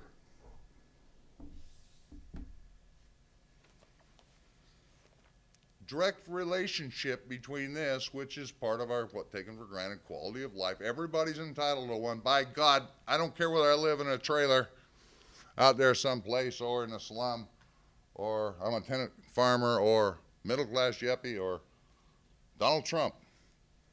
Fundamental quality of life is absolutely contingent, as things stand in present structure of economic transfer, on people being en masse immiserated where their resources are consumed for what amounts to trivia. I don't need this goddamn thing. My daughter told me she wanted me to have it so I could call her when I'm on the road. It's frivolous, in my view. But hey, I'm a wimp as I get old, and that's what she wanted me to do, and so I did. But I'll own it. We need to talk about that. So if we're going to bring up parity and establish some equilibrium in quality of life between groups that's not based on arbitrary vertical divisions having to do with race and gender and homophobia and all the rest of that, we need to be doing that in the context of relieving some of these fat cats of concentrated wealth that's of absolutely unimaginable scale, so that it's not coming at that kind of proportionate expense to people in what used to be called third world before it was basically co-opted and harnessed back into the system through Well, that old word that we used, imperialism, is perfectly adequate because they call it globalization now, but that's just a more advanced form of organization and integration of the same old goddamn system. And hey, I grew up as an anti-imperialist. I don't see any particular reason to stop. You know, coming up with a new word for it didn't change the reality. It's not post anything. Post is a breakfast cereal or a mail delivery service. That's the only post there is out here. We're not postmodern, and it damn sure isn't post-colonial. How about we get to the posts and stop declaring everything dead, no longer worthy of study other than a retrospect or an esoterica when they're actually gone? Another little academic subterfuge, see? Okay, now, in laying that one out, which is kind of in response to yours, we're drawing in whole different vectors, or opening the potential. We can talk to them, okay? But we talk to them in terms of where they find themselves rather than pretending that somehow or another, because we share, well, we share lungs and feet and things like that, we're all the same station. We're not. And I'm sensitive to that, you know? More importantly, they're sensitive to that. And pretending that something else is true precludes any possibility of broadening an organizing base. For student organizers, for Occupy organizers, for, doesn't matter, Republican Party for that matter, but they've been pretty good at it. A lot better than we have. Yeah. Yeah. Oh, I gotta wait for the mic to get back there. I can hear you just fine, but he's doing something that needs the mic. Can you just say what you think is going to happen in the next 20 years to the world or the United States? Oh, yeah. Yeah. I quoted Malcolm X, I've quoted Groucho Marx, I've quoted various people. Let me quote another. All right. Stanford commencement speech, 1971, novelist by the name of Kurt Vonnegut. You ever? Yeah. Okay. Source clearly identified. Stanford president stands at the podium very much like this, only they had several other more people than we have here tonight. Okay. And he made this long and effusive introduction. Both with regard to Vonnegut's brilliance and the quality of his letters and its implications in the social thing. And essentially he's setting the context because it is a commencement speech. He's going to talk to graduating seniors and basically going to lay out a glowing vision for the next 20 years, which is peak of their productive life. Okay? And so the president finally finishes his long intro and turns to Vonnegut. Vonnegut shuffles up the microphone with his hands in his pockets, a little bit like this, and said,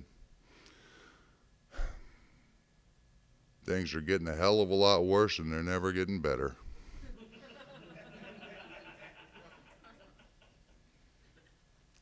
That was it. And that's certainly one possible scenario. Been showing that. So you're going to have to answer the question.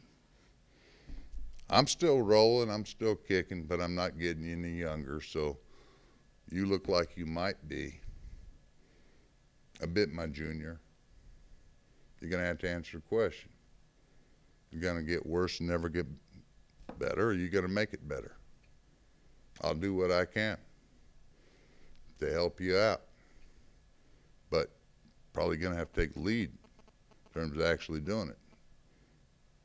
I got a few things I can share with you. Perfectly happy to do. I'll even come out and, hell, I'll be in front of him at the barricade. How's that?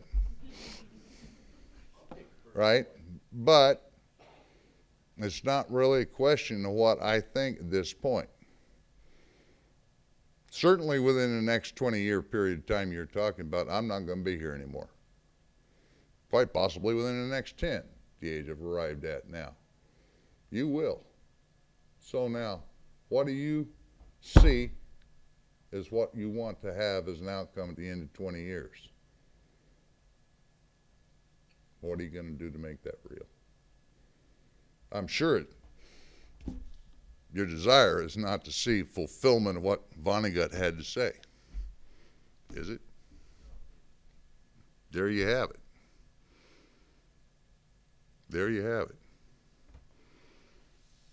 What are you going to do about it? And that's not you, just you personally. That question goes to everybody. It does go to me, and I said with what time I got left, whatever it is, maybe I'm wrong, maybe 40 years down the road I'll be wheeling around in a jet-propelled wheelchair, leading charges on the Bastille or something, I don't know. That'd be cool, but not very likely, you know. I'll kick in what's left for me to kick, but it's going to have to be as a backup to you, really.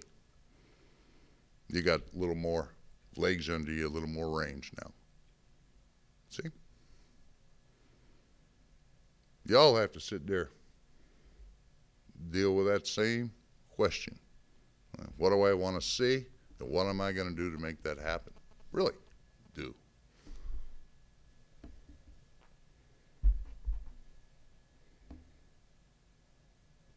Yeah. Probably, what are we doing on time here? Okay. Let me get a quick take. How many people think you might want to do this little wrestling exercise here? How many more questions or comments or whatever? 1, 2, 3, 4.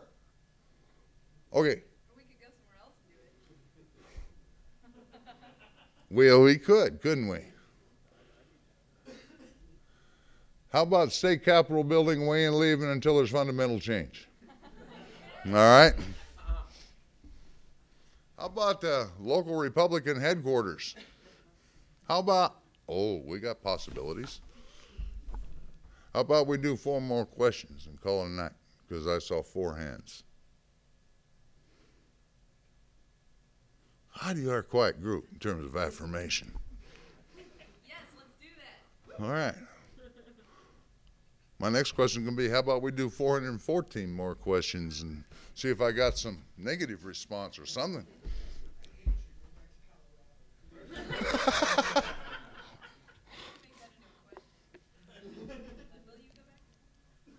Well, will I go back to Colorado? You bet, but I'll slide it in the side door, so.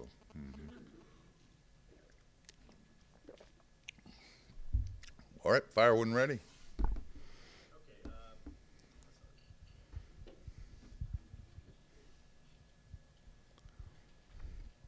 Okay. Hello. There it is. Okay, one of the reasons I'm interested in activism is because I want to bring other people with me, and I want to get other people involved. And one way to do that, I think, is to be honest with people. But I don't think I'm going to catch many people giving Kurt Vonnegut's answer. So but at the same time, I'm not comfortable, giving the inverse of the lie they're being told now about things like public education and the way the universities are working. So my question to you is, how do we get people to listen? I mean, there's Rich mentioned something about offering credit for certain things that certain topics he went over, but does it really take an arbitrary motivator to get people to listen? And once we get them to listen, how do we get them to keep caring? It seems like the only way to get people to care. Are you familiar with the Coney 2012 thing that's been going on? More or less. Yeah. Okay. So there's a viral video. Do we have to release a viral video with kittens in it to get people to keep coming back to the topic again and again? No, but if you want to get the attention here, okay, there's a little interjection and go forward. Yeah, sure. It's a real good idea to do something that's half the world away, and I get all upset. Everybody's up in arms. Free Tibet. How about you free Pine Ridge Reservation? Okay, it's right here. See? So Coney went viral. And no argument in support of Coney. Child soldiering, mass murdering is not exactly a commendable activity, but if you want to get viral about something, try police brutality in the south side of Chicago.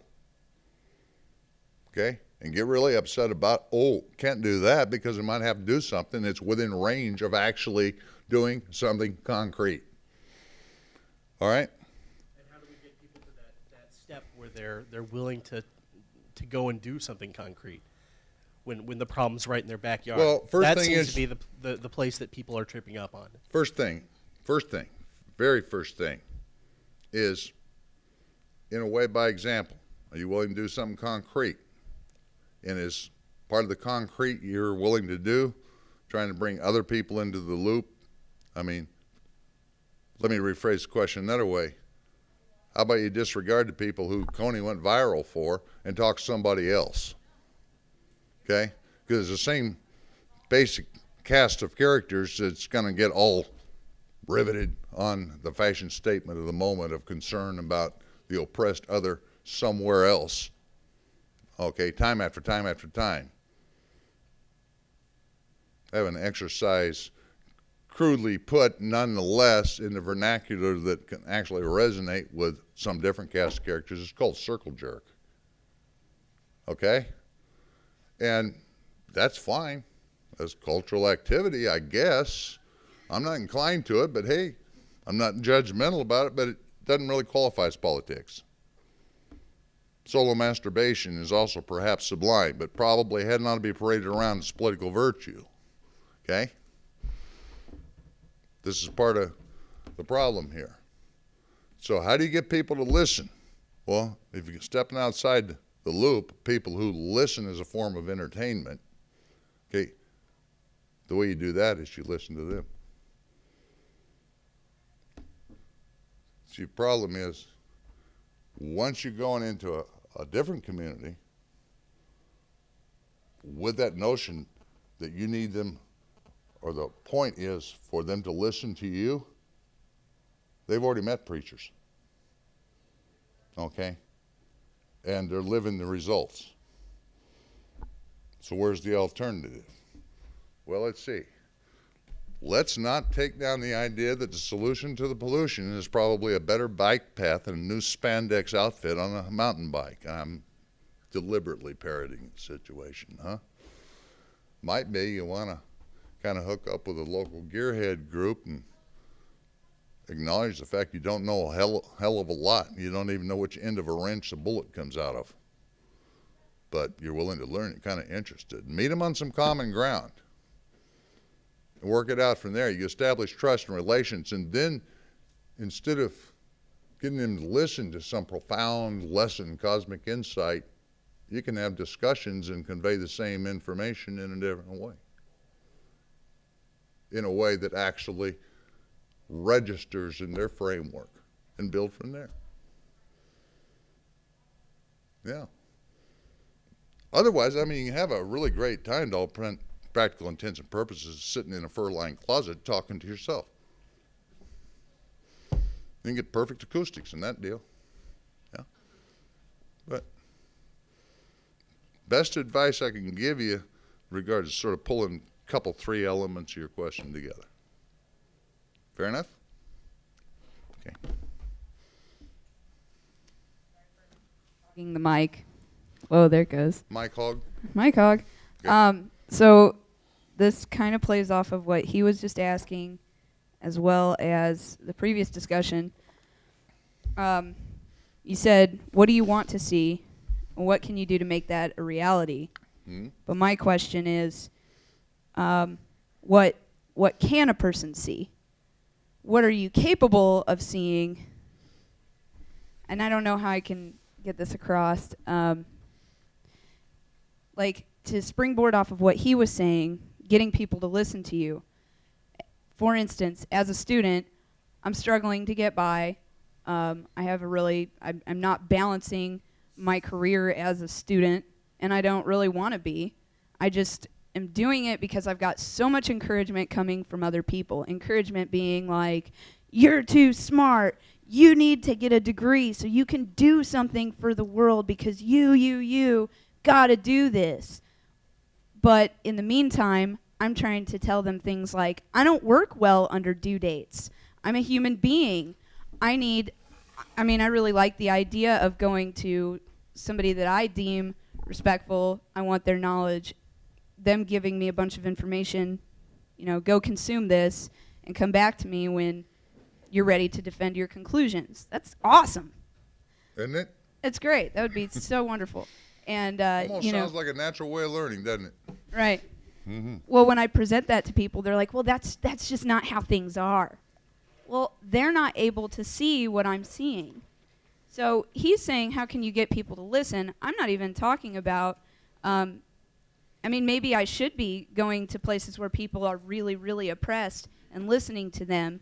But when I talk to higher up people, how do I get them to listen to me if they can't see? Who is higher up than you? It's your mind and your life you're talking about. Who in the hell is higher up than you?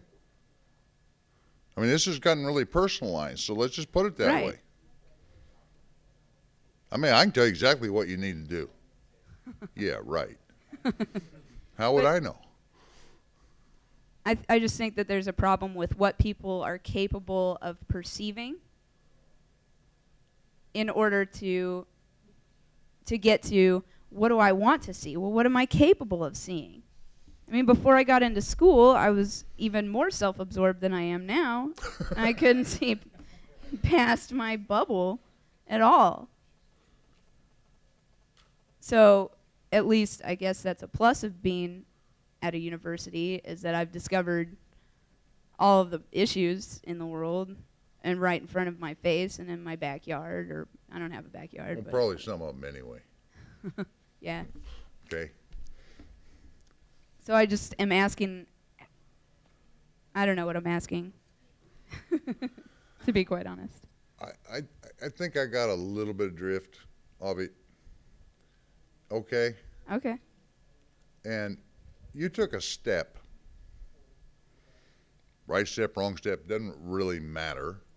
You took a step by getting into this environment, and you see things differently as a result. And the differently that you see them is based upon you having learned something from it, right?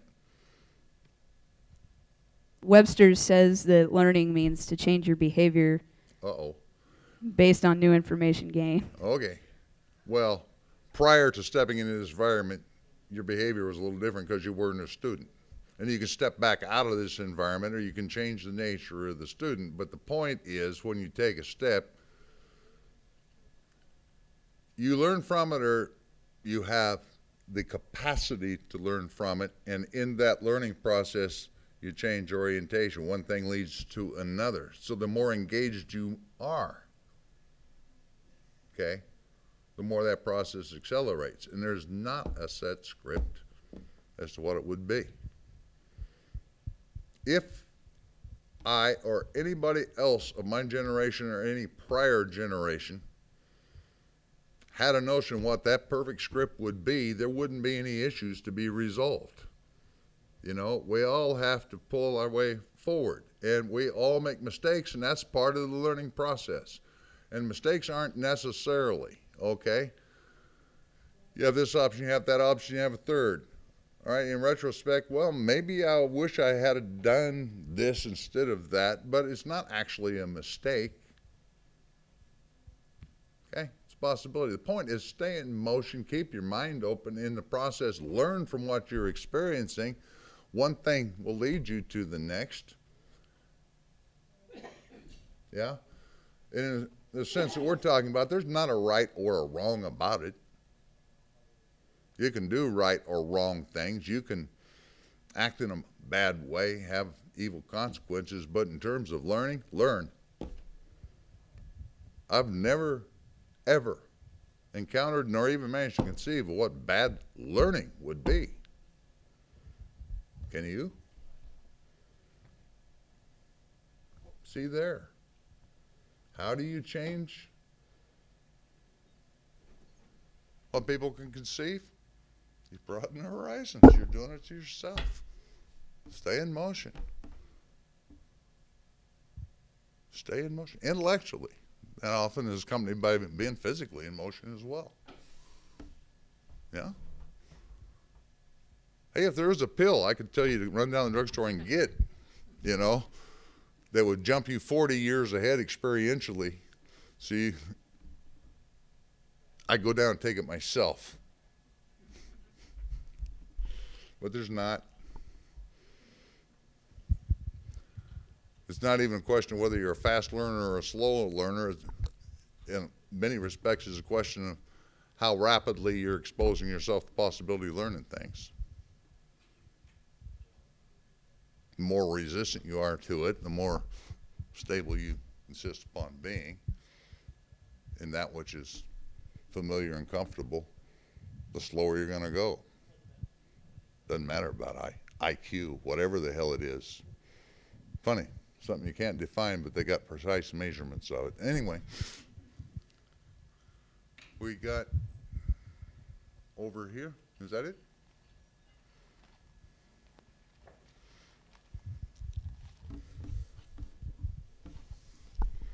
Okay. I've had this question since I started taking political philosophy classes, just kind of mulling around in my head about, well, what is the difference and why do we, I don't know, why is there a difference in what our concept of a citizen versus our concept of an activist? Why is there that difference? My understanding of what citizenship should be about, ought to be about, not what it is, because we very much just take it for granted as a privilege, and so there's no work involved. My conception of what a citizen should be is active in their environment, in all of its different arenas. And I'm just, I don't know, curious what your take on that is. Well, I think you're correct. The operant definition is that you're a citizen, that you have rights that can be curtailed. Okay? Be removed from you. If you're not a citizen, they simply don't exist in the first place. Okay. Well, that's a cynical answer, isn't it? No. Fact of the matter is, you cannot be, what do they call it, good American. If you are not actively engaged all the time. But you also have to be informed. And that's really, I started with that, but didn't quite carry it through, just left it dangling, because I figured some people could fill in blanks, you know. To be informed, you have to get accurate information, not slop like I was reading in the first place. Right. You know. I guess I'm going to have to call the number on there, because having like waxed all-knowing about it, the boy didn't even show up tonight to report on what he thought he was, or claimed he was reporting on. By the way, Chris Detro called me for an event listing, but evidently he decided after we'd like to write an article or plagiarize one as it were. Sloppily, I might add. Wasn't even a good plagiarism. Yeah, but you see how that plays into it? If you're going to be active in the sense you're getting, which is the classic civics class, somehow redundant in there, classic class. We don't even have civics classes in school anymore. Yeah, but, you know, what they give you is a straightforward thing about the responsibilities of citizenship. I mean, it's not you have a prerogative to be active, you have an obligation to be active to meet the requirements they tell you in high school civics or so on, all right? But the effectiveness of your action and the utility and socially constructive effect of it is contingent upon informed citizenry. By that, they meant accurately informed citizenry. So, this boy is a lousy citizen, downright un-American, when you put it that way. But he's hardly alone. That's cottage industry. That's anti-patriotic, anti-American, subversive, traitorous behavior that ought to, in a just society, lead to his being hanged from the nearest gallows. or spanked, whichever comes first. But you understand, that sort of rhetoric is never applied to that sort of behavior. You have to go out as part of your activism, assertion of civic responsibility, interrogate the information and arrive at something that plausibly makes sense. Ain't perfect activity, but none of this is perfect. Professional historians, I mean that in a sense, people who have a sense of history and profess. Okay, that ain't perfect. But that's your aspiration. You get as close as you can. Well, you interrogate the more day-to-day events in the same way, the same degree of seriousness. Did what they just say make sense? No. I'm glad to hear that, but I meant the things you hear in the media, the things you hear in class. Did that really make sense? Interrogate everything, all the time, beginning with what I say. Always. You know? He's suggesting the mass media and Bill O'Reilly and Sean Hannity are not absolute paragons of truthful delivery of information. Let's interrogate that and see if it's true or false. Have fun. Have fun. You see? That citizenship, in that sense, isn't restricted just to people who are designated as citizens. Citizenship is more broad. It's part of human responsibility, really. Okay. But certainly, since you're going to proudly purport to be a U.S. citizen or a German citizen or whatever citizen, you need to be engaged in shaping the nature of the polity, social project, nature of the economy, and so forth. Yeah? That's activism. Yes, sir. I wasn't going to ask a question. I was just going to run the mic around all night. But what she was talking about really made me think that, like referencing Gramsci's writings on cultural hegemony, do you think that the difference between the citizen and the activist in today's, at least U.S. society, is potentially due to that thought process that, well, I vote every 4 years, doesn't that make me an activist? Probably not, although, I don't know, maybe somebody would say that, but they would say they were fulfilling their civic responsibility by voting. Okay, they've discharged their obligations, which isn't true, but that's the nature of the pretext. Now, if they're campaigning for somebody, they're probably going to be much closer to making the argument straight out front, and there would actually be some validity to it, although I think you probably understand as well as I do that if voting could change anything at all, it would be illegal. Yeah. So,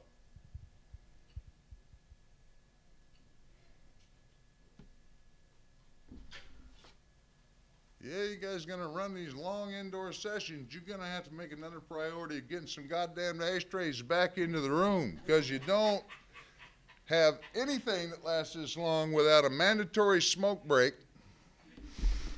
And I'm gonna declare one right now, all right? So all of the non-smokers, and more particularly the anti-smokers in the room, go out in the hall. We're going to have a cigarette in here. When we're done, we'll let you know you can come back in. Better yet, if it's raining out there, go on out in the rain. Okay? Yeah. I got the Bill Hicks look on y'all. Okay? How many non-smokers have got in the room? How many anti-smokers are in the room? Oh, Jesus. How disingenuous. The overlap in that is 114%. But as Hicks would put it, bunch of whining little maggots. I'd quit smoking if I didn't think I'd be one of you. All right. Question? Question? Oh my God, you are the one with the question. Hell yeah. Okay. Is this thing on? Okay. I like the reference to Gramsci and the concept of ideological hegemony, because that's a lot of what you're talking about. Yeah. And, you know, the fact is we have internalized the values of the ruling class to where we just get trained in the educational system. The University of Chicago probably was one of the few places, because Hutchins is the guy who pushed the great books. And he said, you ought to read the greatest stuff that's ever been written throughout history, and don't worry about a job. Learn to think critically. Yeah. You learn to think, well, you'll be fine. And I do agree with that. But we've all been trained. But something happened in the 60s that began to de-reify and challenge ideological hegemony. It's like, my God, this war. And now, a lot of people are starting to get drafted, getting their ass shot, and, you know, that made them think a little differently.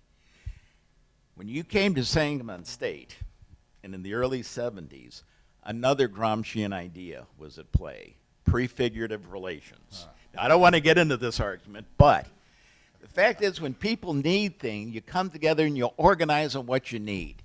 And I tell you, we needed cheap food. We started a food co-op. You wanted to learn something, we had a skill exchange where everybody said, this is what I'm willing to teach. And you kept it in a card catalog at the book co-op, which we had because we wanted cheap books, because there weren't any bookstores. There was no Barnes & Noble back then. And so we started getting all these lefty books, but a skill exchange. I know people who were young, had kids, trying to go to school, and nobody could afford daycare. So they formed a collective. It's called the Cookie Monster Daycare Center. And they rented a house, and everybody pulled shifts taking care of the kids, and nobody paid anything in daycare. Now, that's how to learn to do a prefigurative relationship based on what you need. Because what I'm hearing is one of my favorite writers, Lenin, of course, who says, what is to be done? In some ways, it's what is to be undone, because starting in the 80s, a profound change occurred in this country. And this idea of cooperation turned into competition at the most vicious level. Reagan comes into office, and you know, greed becomes good. Wall Street gets idealized and idolized, and that has not turned around except for the last 2 years. Now, I'm looking very optimistically at the movement that have gone around the world, the Occupy movement. It's not just in the United States. It's been in cities all over the world. And the idea, start occupy buildings. Figure out what you need, and you come together in a cooperative. But the key in what is to be done is don't organize somebody else. Look at your own needs and organize on that basis. Now, the key, and I don't know if you're the right person, but I think the internet, social networking, and I was always impressed that the internet, when it first came in, everybody was going to sex sites. And no, that was everybody was going there. And then I found they started going to the health sites. And now this Facebook, everybody's caught up in their own little private worlds. And where is the potential in this internet to start building a community? Because I tell you, you can't have 450, 500, 600 friends. Let me trust you, you can't. And that's just a bunch of bullshit if you think you have a community like that. But I'm thinking, how can you start looking at this media? And yes, I believe in iPhones personally. And when it comes down to it, we'll throw them away. But Really? yeah, well, when they're kicking down the door, They do it with drones we're going now. to shoot back. They do it with drones now. You So- don't even hear so- it coming. Yeah. So I want you to think. Technology's advanced on all fronts, Bob. You know, we have to think, how can you, in your view, see this media? Because, I mean, it's been the backbone of the Occupy movement, as I see it. It just brought diverse groups of people together. Very informed. There's lots of information. You can begin to challenge this ideological hegemony through a great deal of stuff that you can put on sites. And of course, there's also the obverse. You can confuse everybody more, which I think the capitalist class has done well. And I also think we are in a crisis situation. I've never seen capitalism this stressed. I mean, the international financial system is stressed. Yeah. This is worse than the 30s. And people are going to be forced to come together, I tell you, just to learn how to live. Yeah. And don't But- pay your student loans back. No, I agree with that. My God, we ended on a note of agreement. Now we can work backwards. I don't have, overall, I don't have a solid answer on a thing of the internet. How does that communications potential figure in? Partly because here we are. And we've got the cell phones and the iPhones and the confusers and Comcast. They don't have that in Congo. So we're kind of constrained to, here we got this particular little island in which its consideration is applicable. And that happens to be where we are, so it's a relevant consideration. But people use it in idiotic ways. And I'm not talking here about Facebook. Although, by and large, I consider that an idiotic use too. Maybe that's just because I don't know how to use it. I don't know. Maybe I'd find my 500 friends and be fulfilled. I doubt it, which is one reason, aside from my techno-ignorance, I don't go on it. Okay?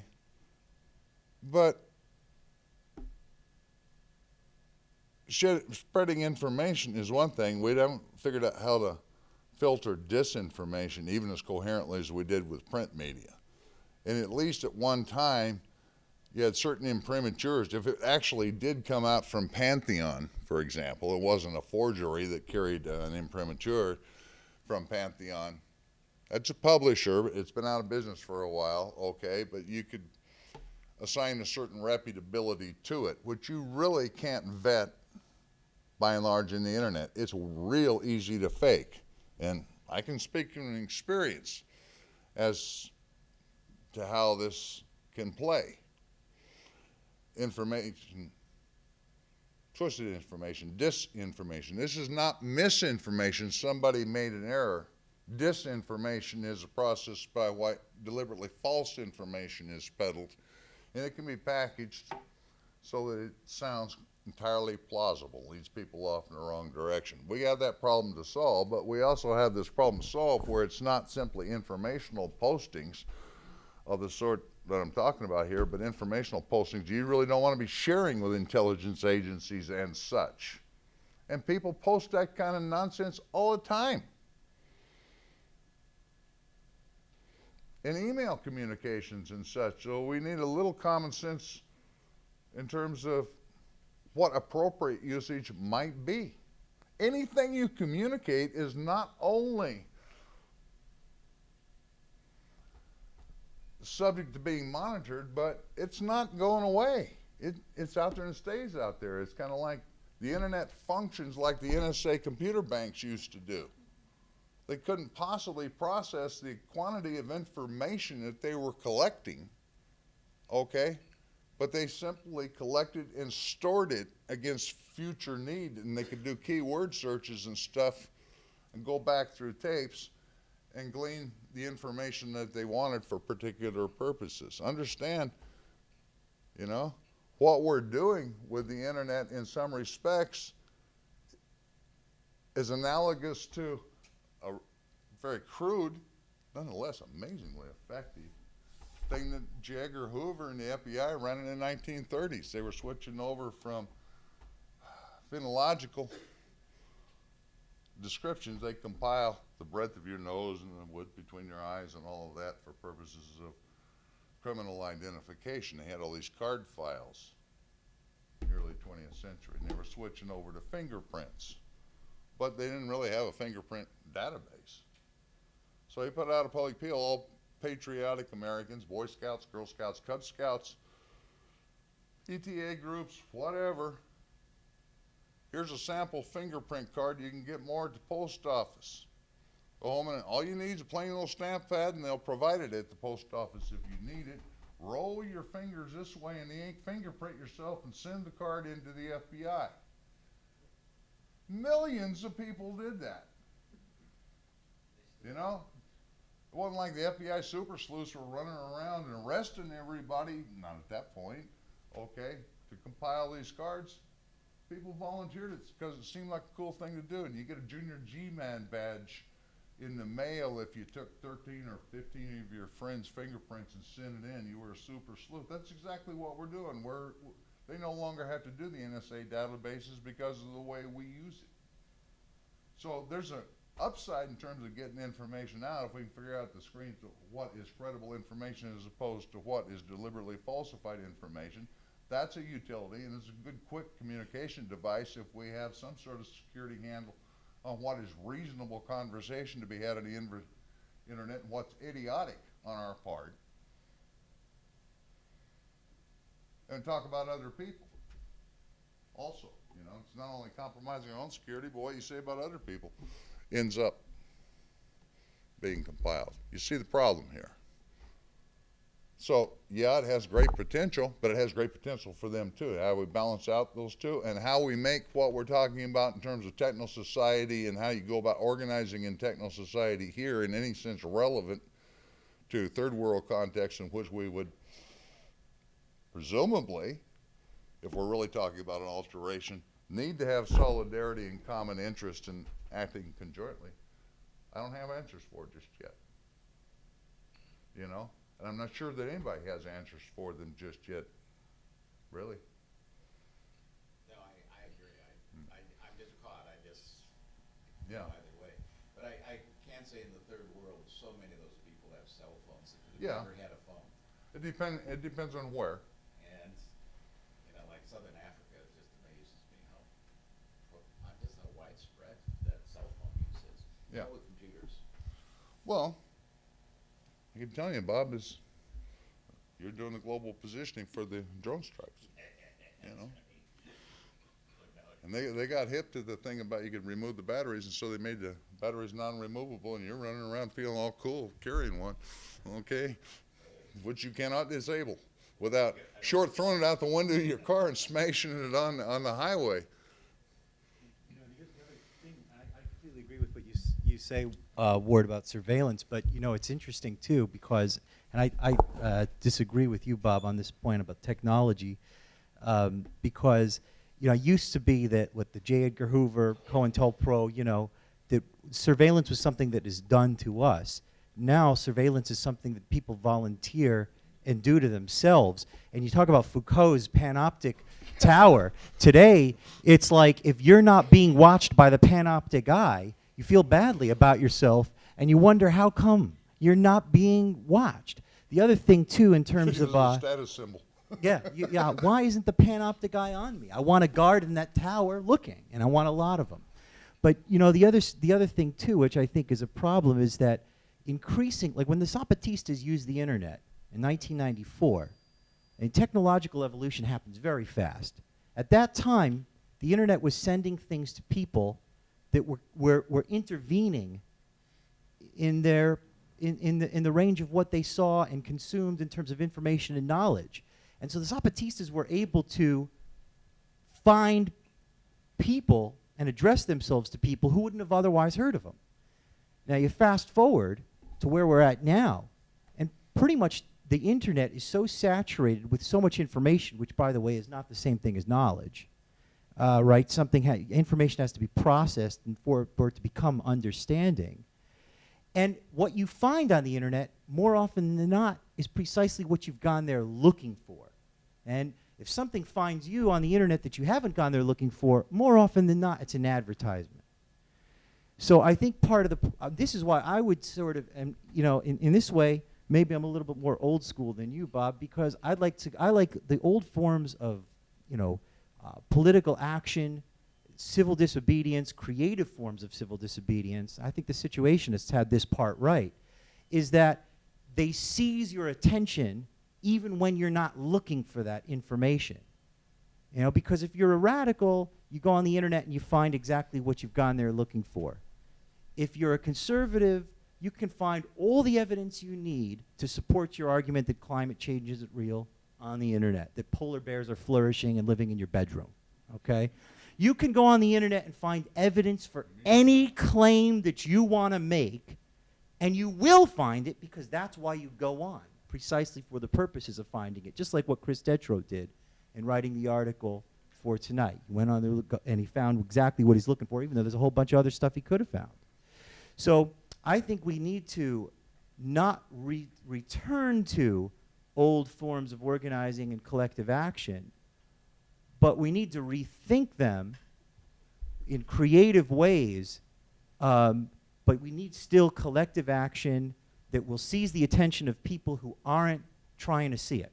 But they have to see it anyway because, like the indignados in Spain, like the piqueteros who lie down in the streets in Argentina, the traffic can't get through.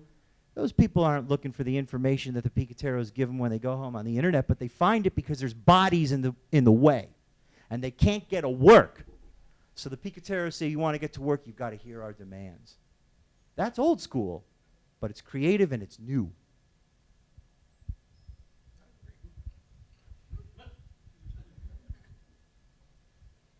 Okay, we're going to the State House now. We're going to have a sit. That's old school. Okay, we're going to have a discussion that goes on for the next. Oh, never mind. Yes. Is it time for that cigarette now? I think so. Must be time for that cigarette now. The elite will meet on the street. Okay. And if you don't have matches, well, your options are limited.